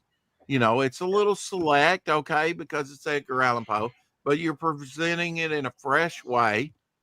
And you have a character you talk through about it. That's cool. Sorry. Yeah. I mean, the narrator, and I had to kind of come to that too. Mine is bystander, or my other cloaked figure, the seer. They're kind of like narrators. That makes it easier on the writer. I kind of had to learn that, with creating these characters and kind of thinking it through. I don't rely on what I've seen before. If it aligns with it, this character and the bystander is totally sort of in the vein of the traveler, the question, the Ofladora hat, definitely, I didn't reinvent the wheel with him, but I wanted that look in my roster of characters. And I know you're doing something different here, but it would be cool to, I mean, your creation of Dr. Mask, your design of Dr. Mask would be an intriguing villain, or, I mean, he's an intriguing narrator, but he would be an intriguing character, whether he was a villain or a hero. I could very well see he could even be a dark hero, It's a great design. Look, here's a crazy idea. Just real quick before, don't lose your train of thought. You could actually put the camera pointing at your screen and shit you're typing and be like, "This is what I do. I'm a writer." Or you could like sit down and point it at a writing notebook and write and talk about it while you're writing. Like it, you don't have to make it that hard. Or you could just come on and talk about idiot things and just be an idiot on the internet like everybody else. Right. Yeah, no, I mean, you give me some things to think about, but I mean, one of the next things I'm working on is a card game that I've been working on for a while. Maybe that's something I could do too. Oh no, stop. What? Yep, but you totally shut me down in the chat on me just mentioning, and like I say, I'm going to be more secretive about my stuff. But actually, this is playing not, and teasing your Rex. I'm not into card games. I know, but it's like, more of a contest, more of a, okay, this leads to here and here, and I don't want to talk about it too much. And I'm still it sounds sort of interesting. developing it, but while I'm creating all these characters and these different cards and things like that, it's leading me into some directions that I didn't think that I would go, and this is just things to develop alongside of everything else I'm doing, that might enhance and make it more interactive for people. I think that's your in right there, Dr. Mask, is like when I was talking to you about getting to know you, getting to know all about you, people want that interaction, right? They want you to come on camera. They want you to know. I got to give you props. A lot of people won't come on camera. I understand why, but I feel like watching things, watching videos, it's just more engaging if you can see the person rather than not see the person, Oh, absolutely. Do you have a self-insert character, Rex? I have thought about that. At this time, I don't, but I've thought about that recently, Gray. I've thought about, okay, where can I self-insert myself? Sort of like Alfred Hitchcock in his movies, you know? Oh, there you go. Yeah. Or Stan Lee in the Marvel movies, right? I watched him in a couple of the, you know, Endgame and Avenger movies and stuff, and I did. been trying to. I did get Keith Gleason to put me in one of the. He had a tier where you could get yourself put in the book. So yeah, I'm in one of the Mighty Mascot comics. Yeah. Me and my son. Yeah, you're gonna love the Bystander and the Seer because they have the narrative like your character does in your book. And I really like that story of telling, but that's only one way to tell a story. So mine's got, you know, the superhero bent with sort of mysterious hero with Devil Flyer, but then you have like the Charlton horror with Grave Tales that Doc Blaylock, who's out in the chat, drew. And then you have like the text story with Dirty Joe, and you have just different genres there, different ways of telling a story. You know, that's one thing I'm wanting to tell, that I'm wanting to show people in this first project of mine, is that I can draw, ink, and color. You know, I can do it all. I can paint, you know, I can do the art, but I can also write. If I can establish myself as a writer and artist with this first project, I've done my job. I feel like, you know, it's like Rex can not only doodle around, he can also tell a damn good story. And I think it's only getting richer in the tapestry as I think about it more and stuff. But yeah, I would definitely, you know, do things that would connect with your book, like your like that Poe review. Like I said, you know, think about what your favorite stories are, and then maybe even run a contest about, okay, all right, these are the Poe stories I haven't talked about. Which would you run a poll? You know, which Poe story, and you could do it. Give them a choice of two. You know, every broadcast that you do, give them a choice of two, and say which one would you prefer over this, and then I'll write these, and then after a while, after I've collected and we've done away with the ones you didn't, you know. But now you got to get people drawing and participating in the Poe, and they may not be familiar with Poe. I know I'm not really familiar with Poe, you know. Right. You know, I guess any way you can inform people about Poe and his works, and why Poe for this project? I mean, is he your favorite writer, or is he just, it just strikes good for a comic? I think he's my favorite writer. Really? Okay. So because it's a short form, like short stories? I think, yeah. And I don't know, you could say it's ADD or whatever, but I mean, I prefer short stories. I like Ray Bradbury too. You know, he's kind of in the same, completely different kinds of stories, but short stories. I'm trying to think of who else I really liked. I mean, I was just trying to think of short stories, but Robert E. Howard, you know. Yeah. Yeah, I mean, Yeah, the short, you know, and I've talked to people, interviewed enough people, they're like, and writers, you know, and they're going, I have trouble with short stories. And I'm like, really? That's where I really had the most fun, was doing the backup stories for Devil Flyer, the short stories, you know. Yeah. Those can be a challenge, yes, but hi, Jay. Yeah. I actually have a 2-page horror story that I want to do, but but I don't know where to do it. But it's one page is sequentials, and then the second page is a splash page, and that's it. Yeah. And then you can also do like I've done, you can do a page turner where you for the shock value, right? Yep. Where you it would have to be a page turner, or it wouldn't work. Yeah. It would have to be a page turner or it wouldn't work. Yeah. And you had to, when putting the book together, you had to make sure it's put together right. You don't want both showing in a double page spread. Like you said, you know, it has to be a reveal, right?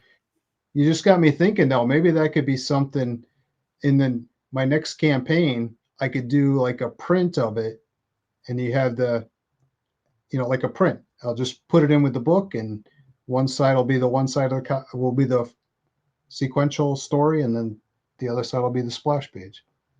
Yeah.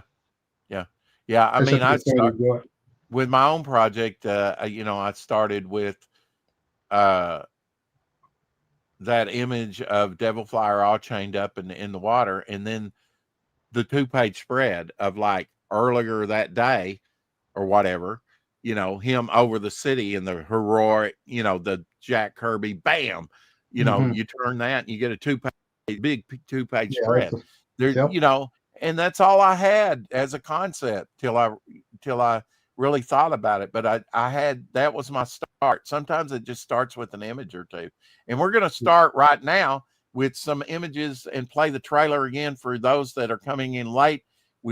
People are piling in. We've got 17 people in here. At least I'm reading that right now. If I'm reading that right, we are talking with Mark Brandow from New York. Are you a native of New York? Unfortunately, yes. Unfortunately, okay, yeah. Well, Manhattan's going to hell in a handbasket. Just saying. Edgar Allan Poe's Besprinkled with Scarlet launched on Andy Smith's. He's here gracing us with his presence and talking about Besprinkled with Scarlet, an adventure into Edgar Allan Poe's works. Let's take a look.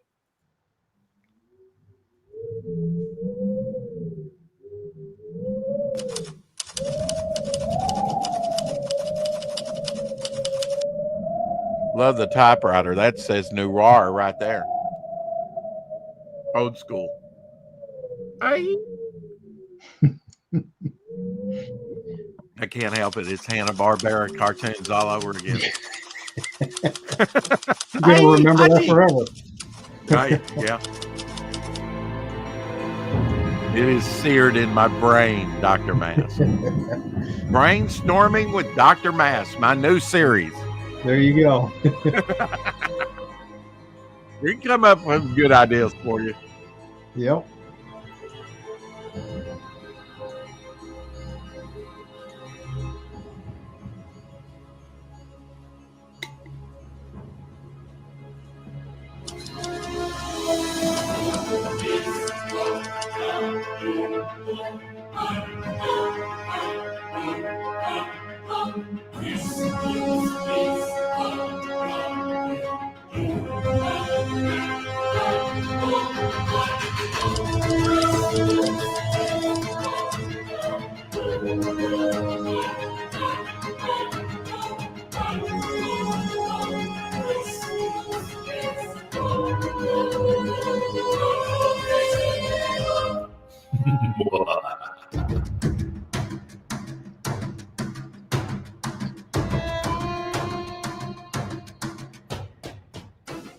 Great looking book. Who did your trailer?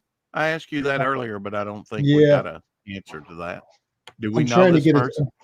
It was Pedro, Pedro Caicedo. Okay, Pedro Ang. He also got Pedro Ang. Pedro Ang, yeah. We know Pedro. He did my trailer for me, and he did Brett's Fembat trailer for him. He did an awesome job. It was funny though, because when I looked at the trailer, when he had finished it, and I'm like, oh, this word is misspelled. He's like, well, that's the way you gave it to me. And I'm like, yeah, I'm not saying it's your fault. Yeah. But anyway, for some reason during this whole process, I kept wanting to transpose the spelling of mask and cask, ASQUE and SK, just, I don't know, weird. I had a mortician friend of mine tell me the difference between a casket and a coffin. Okay. Do you know the difference? No. Okay, coffin would be more European. Okay. It is the configuration of how it's made. Okay. A coffin is more, casket's more rectangular. I suppose. I guess it would Interesting. be old Dracula movies. Would be like cat Yep. coffins. Yeah, The pine box. the pine box, right? Yep. Take us through the tiers here, real quick, sir. Sure. You got cover A, done by Ricardo. Ricardo. And Jaime. I'll let you say his last name. Yeah, Yeah, Jaime. Jamie. Okay. Yeah, he actually sent me. He sent me an audio file. Does this busty lady appear in there, or just on the cover? She's just on the cover. She's opening the book, and this is what's coming out. Okay. Looks like Carolyn Monroe back there. She's a Hammer girl. Yes, definitely Hammer influenced. Actually, you don't always get an orangutan on the cover. No. When I sent it over to get for the cover to be done, I said it should look like similar to Anita Ekberg. Mm-hmm. And who did the color? Who did the colors on it? He did the colors himself. Oh, he did. Okay. Yep. So yeah, I'd say he did a good job with that. Yep. Little. I think often with modern digital coloring, it often comes off too dark. Mm-hmm. But in this case, you want it kind of dark, right? Right. And then we have the homage cover. How did you arrive at this? You just saw this, and this is probably one you retweeted one day and said, yeah, that would be great for my character? This is a cover I've come back to a lot because it just reminds me of Poe. You got the black cat, you got the clock, which is the clock in Mask of the Red Death. Yeah. So I always, whenever I saw this cover, I would think about Poe. So I'm like, it was kind of a no-brainer for me. But I'm like, most people do a homage cover because, hey, people that like that cover might buy it. But right, I just in this case, it's from a small publisher from 1957. They probably have never even seen the Midnight cover. No. Yeah. But for old aficionado diehards like myself, I think it's excellent. And symbology. If you just like a cool cover, Yeah, it's a cool cover. Absolutely, it's different. I mean, I love that he's all in scarlet. Like the Midnight cover, even on the face, which is kind of wild. Have you seen this, like interiors to this book? I'm just curious. Have I seen the interior? Oh, for this book? I've looked through it. The Midnight. Yeah, I've looked through a digital copy of it, but yeah. Now, is his face all red in the book? I don't think so. I took it as being like a red light shining on it, I don't know. Symbology too, blood, right. I guess. And that kind of goes along with the Red Death too. So not an easy cover to really reproduce. I mean, you've got even the lighting there of the grid on the window. I mean, you got a lot going on in the background. It's a wonderful cover to homage. But it's an obscure book. Yep, for sure. And I do love that it does have the narration on the cover, because you don't see word balloons that often on. In fact, I mean, I love this cover for different reasons, but of course, the diehard collector in me loves the tribute cover, and I love that you're actually offering it in this version here with is that the only difference, the change in the white? It has a white logo. But for the newsprint edition. So if you sell a lot of those full bundles, you could go over 100. That could be problematic, right? Because these are going to be limited to 100 copies. Well, I think what we're doing is 100 single ones and then 50 for the bundle. And then we'll see what happens. Okay. I can shut down the bundles at one point. I know maximum he does like 200. So I think you're okay. That makes sense. Yep. Okay. Yep. Yeah. And then of course you would love to sell 150 I copies. would love to. Yes. Now, is he going to be just narrative, a character, or does he have powers? Do we get to? Do we ever get to?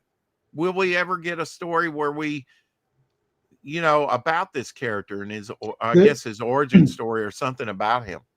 Yeah, this book gives you like a kind of a glimpse, like Okay. where he lives, he has a huge library. The library has like a lot of ancient books. Right. Is this it here? Yep. And pronounce that for me. The Athenaeum. What's that? Athenaeum. Okay. Yep. See, I can say it if you say it. But good use of color there, by the way. All black and white, but just red right there in the window. Well, once you see the rest of the page, you'll know why. But okay.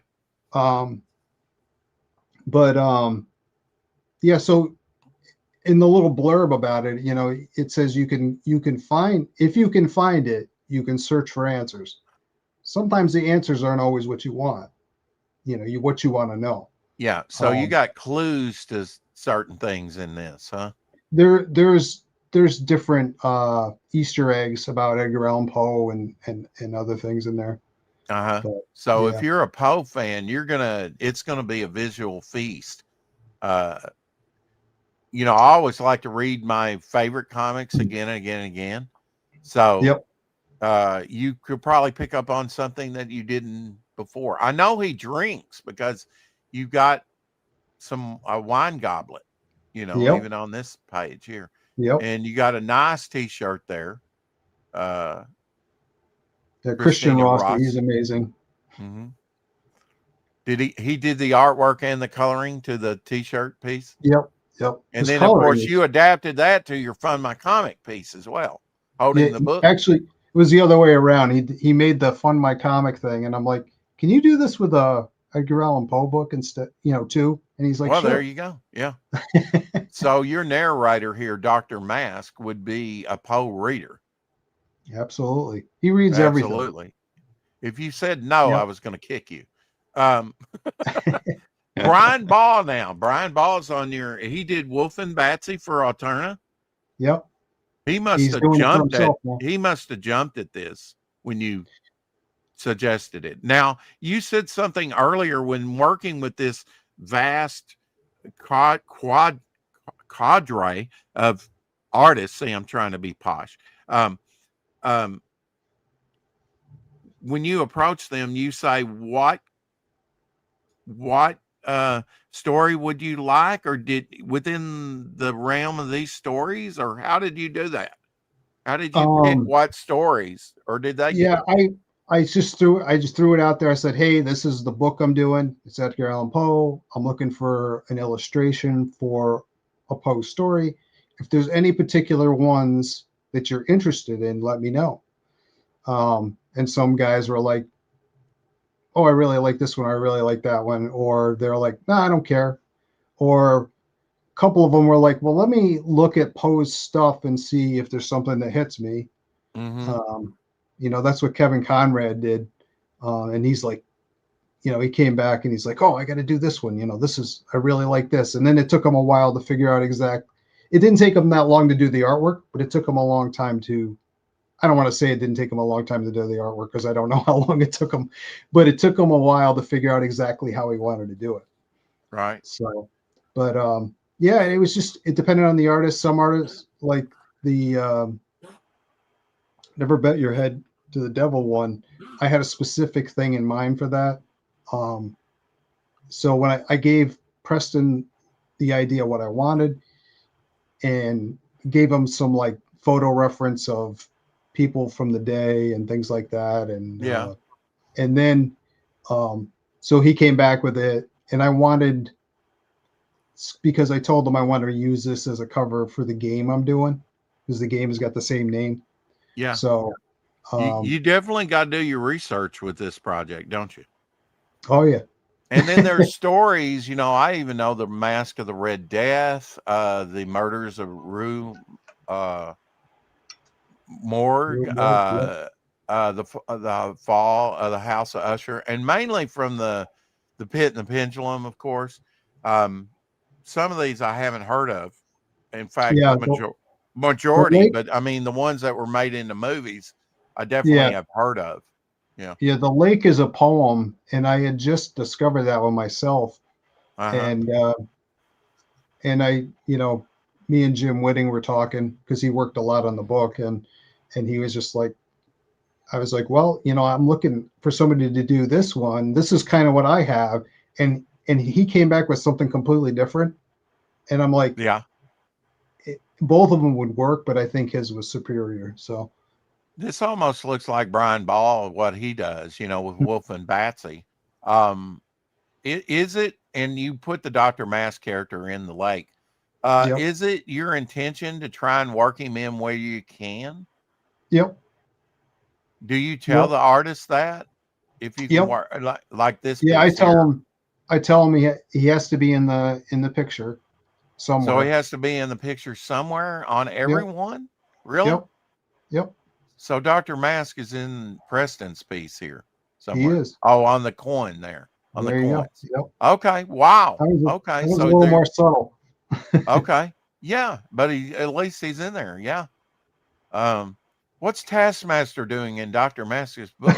Um, Richie Acosta, talk about him because I love this. $180 for that page is a steal. Yeah. What has Richie He done in the past? he recently has done some other independent books, covers for him and stuff. He's also done. He worked at Marvel at one point. I know he's done a specific Daredevil cover. I'm ashamed to say I don't remember the number. Uh-huh. But it's a pretty iconic cover, and apparently there's been at least 3 homage covers done of his cover. So it must be, it must And be you good. have a very intriguing thing here. Choose your own illustration, pencil and ink card by Kevin Conrad, limited to 10. Where do we find that on the tiers here? It's just above where you were. Yep. Above. Okay. Yeah, above. Those are all Right Jim here. Whitting's. Yep, right there. Okay. Okay. Let's see. On Besprinkled with Scarlet stock, you choose the character. You will be contacted after the campaign for which character you want when buying multiple items. So I could have a devil flyer done, right? Yep. Yeah. Yep. You Or could. some other character of mine. Yeah. Just give Yep. him reference. Yeah. Limited to 10. So only 10 available. And, Yep. I guess he'll sign his artwork like he did Yep. on these or, Yeah. yeah. I'll probably put in there. People can specify, or when I contact people, they can Yeah. specify whether he signs the back or the front. Yeah, well, you do have. I do like your. You got the character's name, you got the artist, you got his signature and the date. Yeah, that's all the pertinent information you need right there with the great Luke Stone Dr. Mask logo. And tell me who did that image again? Elliot Rodriguez. Elliot. What was it, Elliot? The one I was saying that you need to put Rodriguez. his name on, and Yeah. Yep. but it was already on there. It was just small. Yeah. Yeah. Elliot Rodriguez. Yeah. Man. Yeah. What an image. I mean, it's just a compelling cover. We are compelling character. Is it Tell us about Federico the Federico Jaime? Sorry. tell us about the crow and where the character, because the crow is definitely a character within the book along with Yep. Dr. Mask. Yeah. His name's Thule, and he's kind of he's a friend of Dr. Dr. Mask. Mask. Uh-huh. So they can talk to each other. Does Dr. Mask have a daytime job? He doesn't need one. He doesn't need one. Okay, he's autonomous. Got it. Yeah. When did you come upon? I'm going to do it like this: text and image. Text and image. Yep. Was that just a no-brainer? Because it's kind of hard to work it into, I mean, it's more of a classical form of writing, right? Right. I mean, if you were to describe Poe's writing, what would be sort of your quick review of what Poe's, what he did in literature? Oh, Excuse me. I mean, he's credited with being the creator of the detective story. So Batman, huh? Yeah, I So mean, the mystery, and yeah. what story was that? Do you know the title of it? I don't know which one came. I think the Purloined Letter was the first one that came with his Okay. detective. Uh-huh. And then he So did.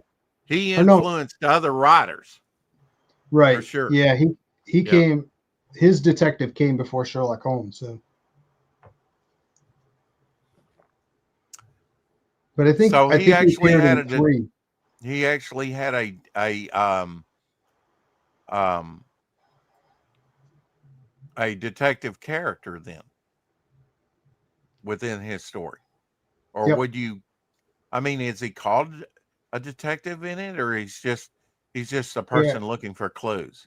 Detective Dupont. He's a French detective. Oh, okay.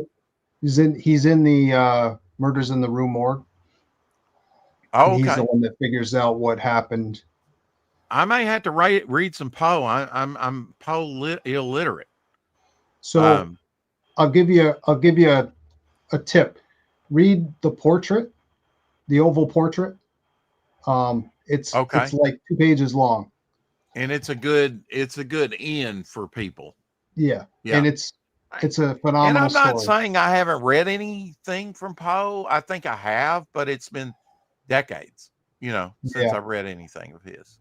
yeah. Nevermore. It's been Nevermore, about a week nevermore. for me. Yeah, I know that. I know that term. I don't know which story it comes from, but probably the Pit and the Pendulum. But yeah, Yeah. I mean, my most exposure is probably either we Isn't it called covered The him in Raven? high school, or the Hammer movie, or not the Hammer movies, but the Corman movies, Yeah. like you were saying. Yeah, and those were wildly successful at the time. Some of them done better than others, definitely. And Yep. it definitely gave older actors that were kind of forgotten, like Peter Lorre, sort of a second breath in it. But it almost the Raven, okay. It That's what I almost just said. okay. But cryptic said it too there, cryptic catalyst. And I'm always distracted when I see someone that doesn't have a wrench in the chat. Welcome to the show, Cryptic Catalyst. Sorry, Catalyst Vault. Good to see you. Hope you're having a good day. And so, what did Andy Smith and Dennis think about your book? Of course, they agreed to launch your book today. What did Yeah. they think about it? Yeah. Apparently, Dennis is a Poe fan. So, Yeah. yeah, he was excited about it. Andy, I mean, he thought it looked good. He liked the artwork and everything on it. So, um, so yeah, they seemed.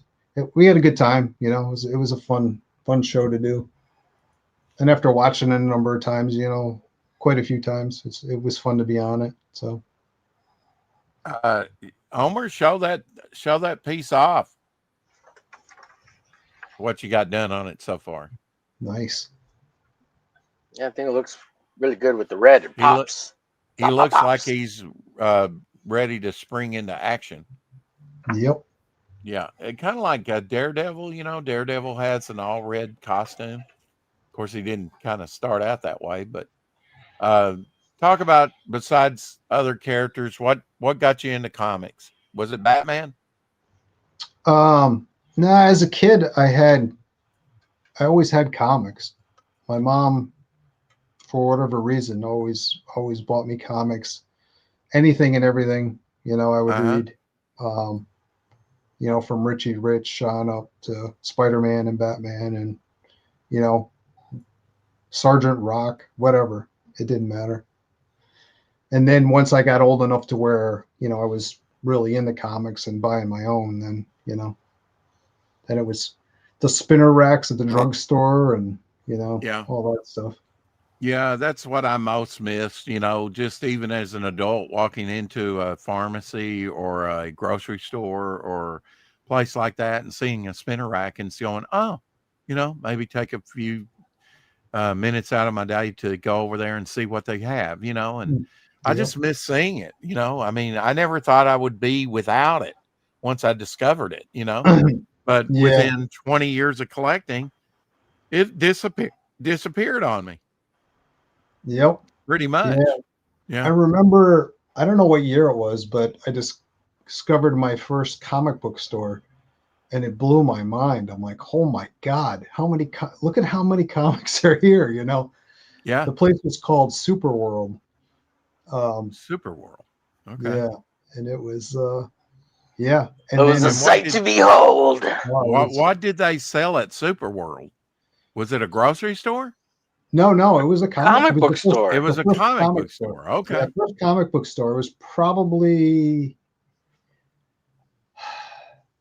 I would say, mid 80s, early 80s, maybe. Mm-hmm.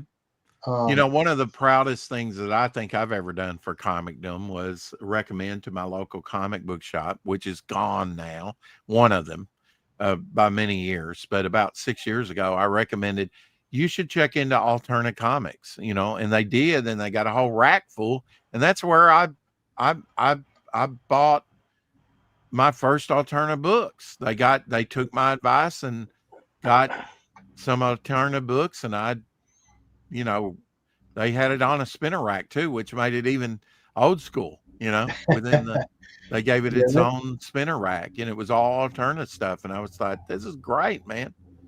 Yeah, we have a local comic shop that only sells back issues, and he allows guys to come in. You can bring in your comics that you want to sell, and you price them, and you put your initials on them, and you throw them in boxes, and you can sell. And he charges like 3% or something. Okay, yeah. Of whatever Hastings was like that here in the South. Most people didn't know Hastings, but at the time that they went out, chain store went out, right? They kind of did all things pop culture, vinyl banks, statuary, superhero glasses, T-shirts, buttons, you name it, Funko Pops. They even had the Blue Line art supply. And that was the first thing I got off discount. I was like, I'm getting that stuff right now because that stuff's hard to find around town, and so I got that Bristol paper and stuff like that. But they had comic books. They were the largest comic book retailer when they went out, and they were one of the last to have a spinner rack. And then they went to more of a frontage type thing, with different layers, and like a newsstand. Yeah. But they would put used labels. You could, bring your trade paperbacks that you read in, and they would sell them at a discounted price. They give you so much credit or whatever. I don't know. I never did it, but I often picked up some of the stuff that had the used sticker on it. And those trade paperbacks, generally you can peel that thing off because they have that, slicker cover. That gloss varnish, on it, and that comes off fairly quickly, That's but cool. People would trade in their used DVDs and movies, things like that, CDs, and so they did new and used stuff. I thought that was pretty cool. And unfortunately, I guess the Obama years probably took its toll on the chain because they went under. The store I was talking about there, he was looking at one point to do new comics, and he started. This is before Diamond was, went under, Mm-hmm. and he was looking into how to get an account with Diamond and blah blah blah. And he said he spent a couple of hours working on it, and he's like, "Forget this. It was so complicated, and all the nonsense they wanted and everything." He's like, "It's just not even worth it." So he didn't even do it. If somebody asked me about your book, Rex, what's the book about in one word? And I would say distinctive. It's this distinctive book. It's got its own theme, and that's wonderful. That's wonderful. And it's a strong, of course, that genre kind of lends itself to that, right? Mhm. But it's got a strong lead character, and yet he's not fighting the Hulk or anything like that, Right, right. but it's got a very strong visual, compelling thing.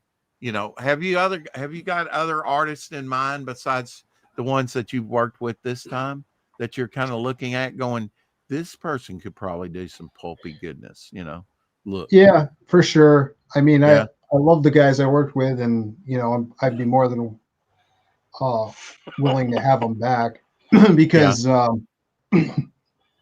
they. But you know how it goes. When you're working with an artist, you never know when they're going to be available. Sure. Yeah. I mean, Even Preston Acevedo, I know, is busy all the time. yeah, yeah, I'm surprised you got him. But I mean, the artist of Wolf and Batsy, he's yeah. my And I God, think that's the other thing too. Is like I'm only asking them to do one piece. It's easy yeah, to fit that into yeah. their schedule. That Than hey, can you helps. do an Absolutely. 8-page story for me?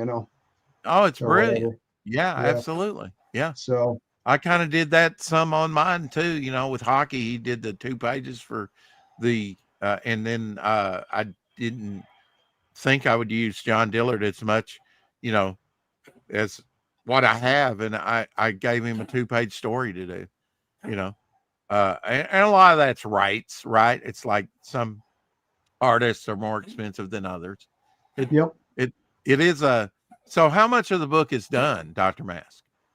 The book is once the art contest is over and we insert that, it'll be 100% done. So Okay. so it's like 95% done. So- 90. Okay. So it's done because Omer Glitch is already in there. I get it. Thanks, Dr. Mask. Yeah, I'm done with him. Yeah, I mean, was that a goal of yours to like be 100% done before you did it, pretty much? Yeah, I just because I see people having problems with fulfilling and taking years to get a book done, and I'm like, I don't want to be that guy. Yeah. So, and now, I feel are you like going to go in demand with it? Yeah, my plan at this point is to do. I think I have it set for 45 days, and then Okay. do a Kickstarter for 30 days. Oh, okay. And then maybe I'll probably fund my comic in demand for, another 2 weeks or whatever after that, or another month, and then do the Kickstarter and then go from there. But I hope to fulfill in March. About spring. Yeah. Spring of next year. Yeah. Very cool. So, well, we and I wish you feel all the luck. Yeah. And I was going to say, I've I been feel trying like to get you on Feature turn around. Fridays. I even did 2 days of Steve Ditko just for you.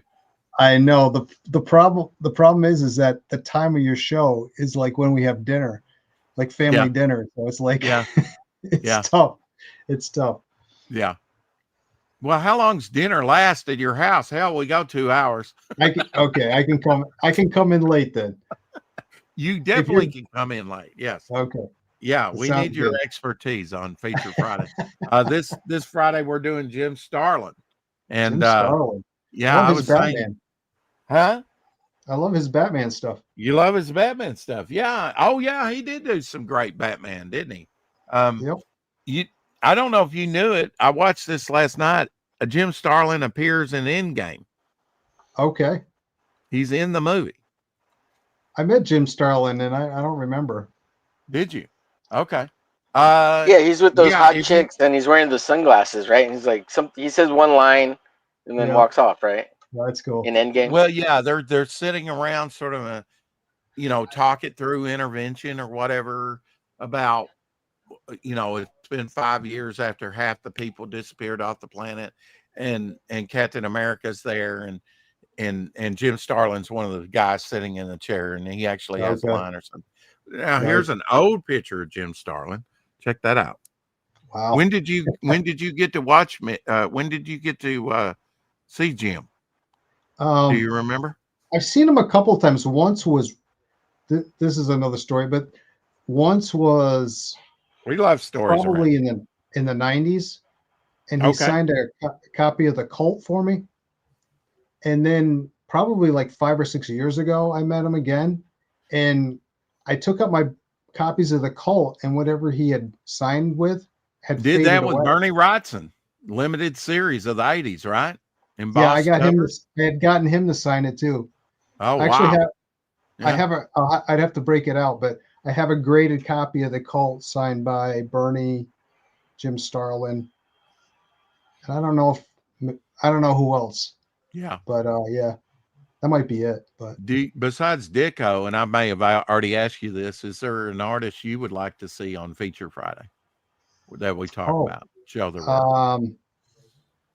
Well, I'd have to think about it. Yeah. I mean,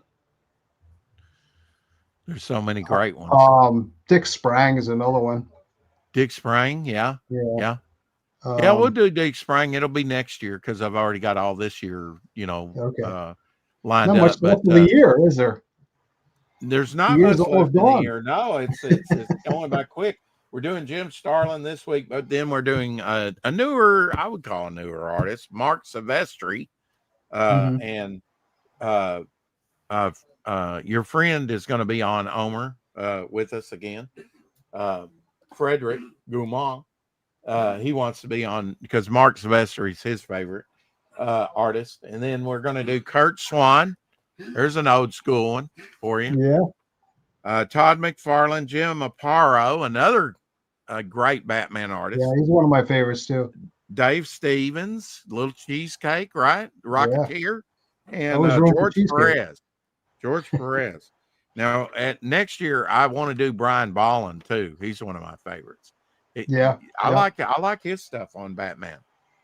Yeah, he's done a lot of great stuff. Yeah. Did you like the Shadow of the Bat, which was like give an artist 3 issues for a storyline? Mike Zeck did one. Joe Staten did one. Other artists got like 3 issues. Gil Kane did a good one. Yeah. That's a pretty neat concept of like doing an opener, a middle of the story, and an end in like 3 issue arc. And that's the way Shadow of the Bat was done. That's a pretty neat way to do it, actually, with a different art team and writer and everything. Yeah. What's your? It lasted for a while too. So, you think you have more Batman than detective, or more detective than Batman, or is it equal? I probably have more Batman because I didn't seriously start collecting detective like back issues until recently. So really, yeah, that's a shocker. Do you like Marshall Rogers? Have you discovered him on Batman? Yeah, and Terry Austin.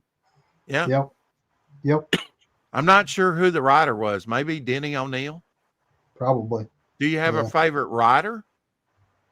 For Batman? Chuck Dixon, Archie Goodwin. Archie Goodwin. I mean, I think he was more of an editor. He do some writing, but he's done some great stuff. Trying to think. I'd have to flip through them and be like, oh yeah, that's the guy, kind of thing, but yeah. Well, we need to do, you need to have me over on your channel and let's talk Batman. Okay. Sounds good. Or I'll have you over here, but not at this time, not at dinner time. I can do evening streams too. Morning streams, evening streams. I can stream anytime right now. That's the good thing about it. So let's line something up where we can, just talk about Batman and your love for Batman and different artists like Brooke Fogel. I can ask you about Alan Davis on Batman. There's so many different Batman artists, Art T. Bear. He always wanted to do Batman, I think, and they never put him on Batman. It was always Superman. I forgot about Graham Nolan too. Graham Nolan, yeah.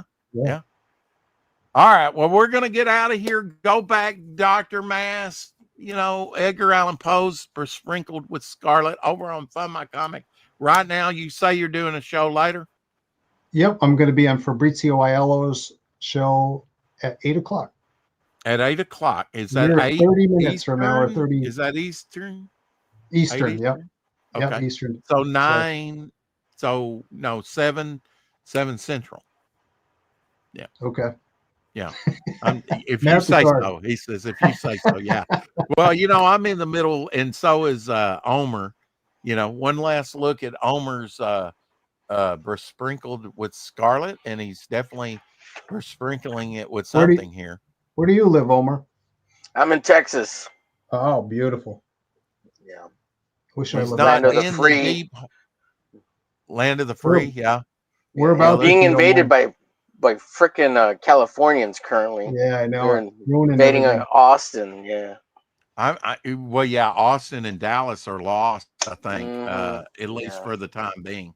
Anything Yeah. can be turned around. Maybe we can have a mass Convert deportation. them. We gotta convert them. Yeah. Yeah. Yeah. So go check out Fabrizio. He's another artist that's really got a pulp feel to his stuff. He really has a good handle on what makes a comic just grab you with the imagery, Yep. even though he's Yeah, doing something wacky with a vacuum cleaner. he's going to be launching his next one next week, I think, or soon. He's Is going to he? be Okay. launching the next issue. Yeah. Well, I'm glad you told me that. We'll hit him up and get him on. Yep. Anyway, keep collecting. Go back, Dr. Mass book. It's going to be a good read. Can't wait to see him do well with this campaign. Tonight, Don't be a show. stranger. Don't be a Do it stranger. now. And hit Omer up. He'll have you on too. That's right. Okay. Yeah. Yeah, Sounds absolutely. good. Anytime. I don't want to speak for him, but No, he'll absolutely. definitely promote your I book. I obviously like the character, so hell yeah, I would love to have you on anytime. Yeah, for sure. All right. You got the Hump Day show dinner time. tonight at 9 p.m. CST. Okay. Hump Day Sounds show. good. That's right. Yeah, tonight. We'll be drawing. Absolutely. All right. Yeah. Hope you do well with this, sir. I appreciate it. Thank you. I'll pump it up tonight as well on my show. All right. Thanks, man. I'll try. I'm Mr. Low Energy. No, I'm gonna be working.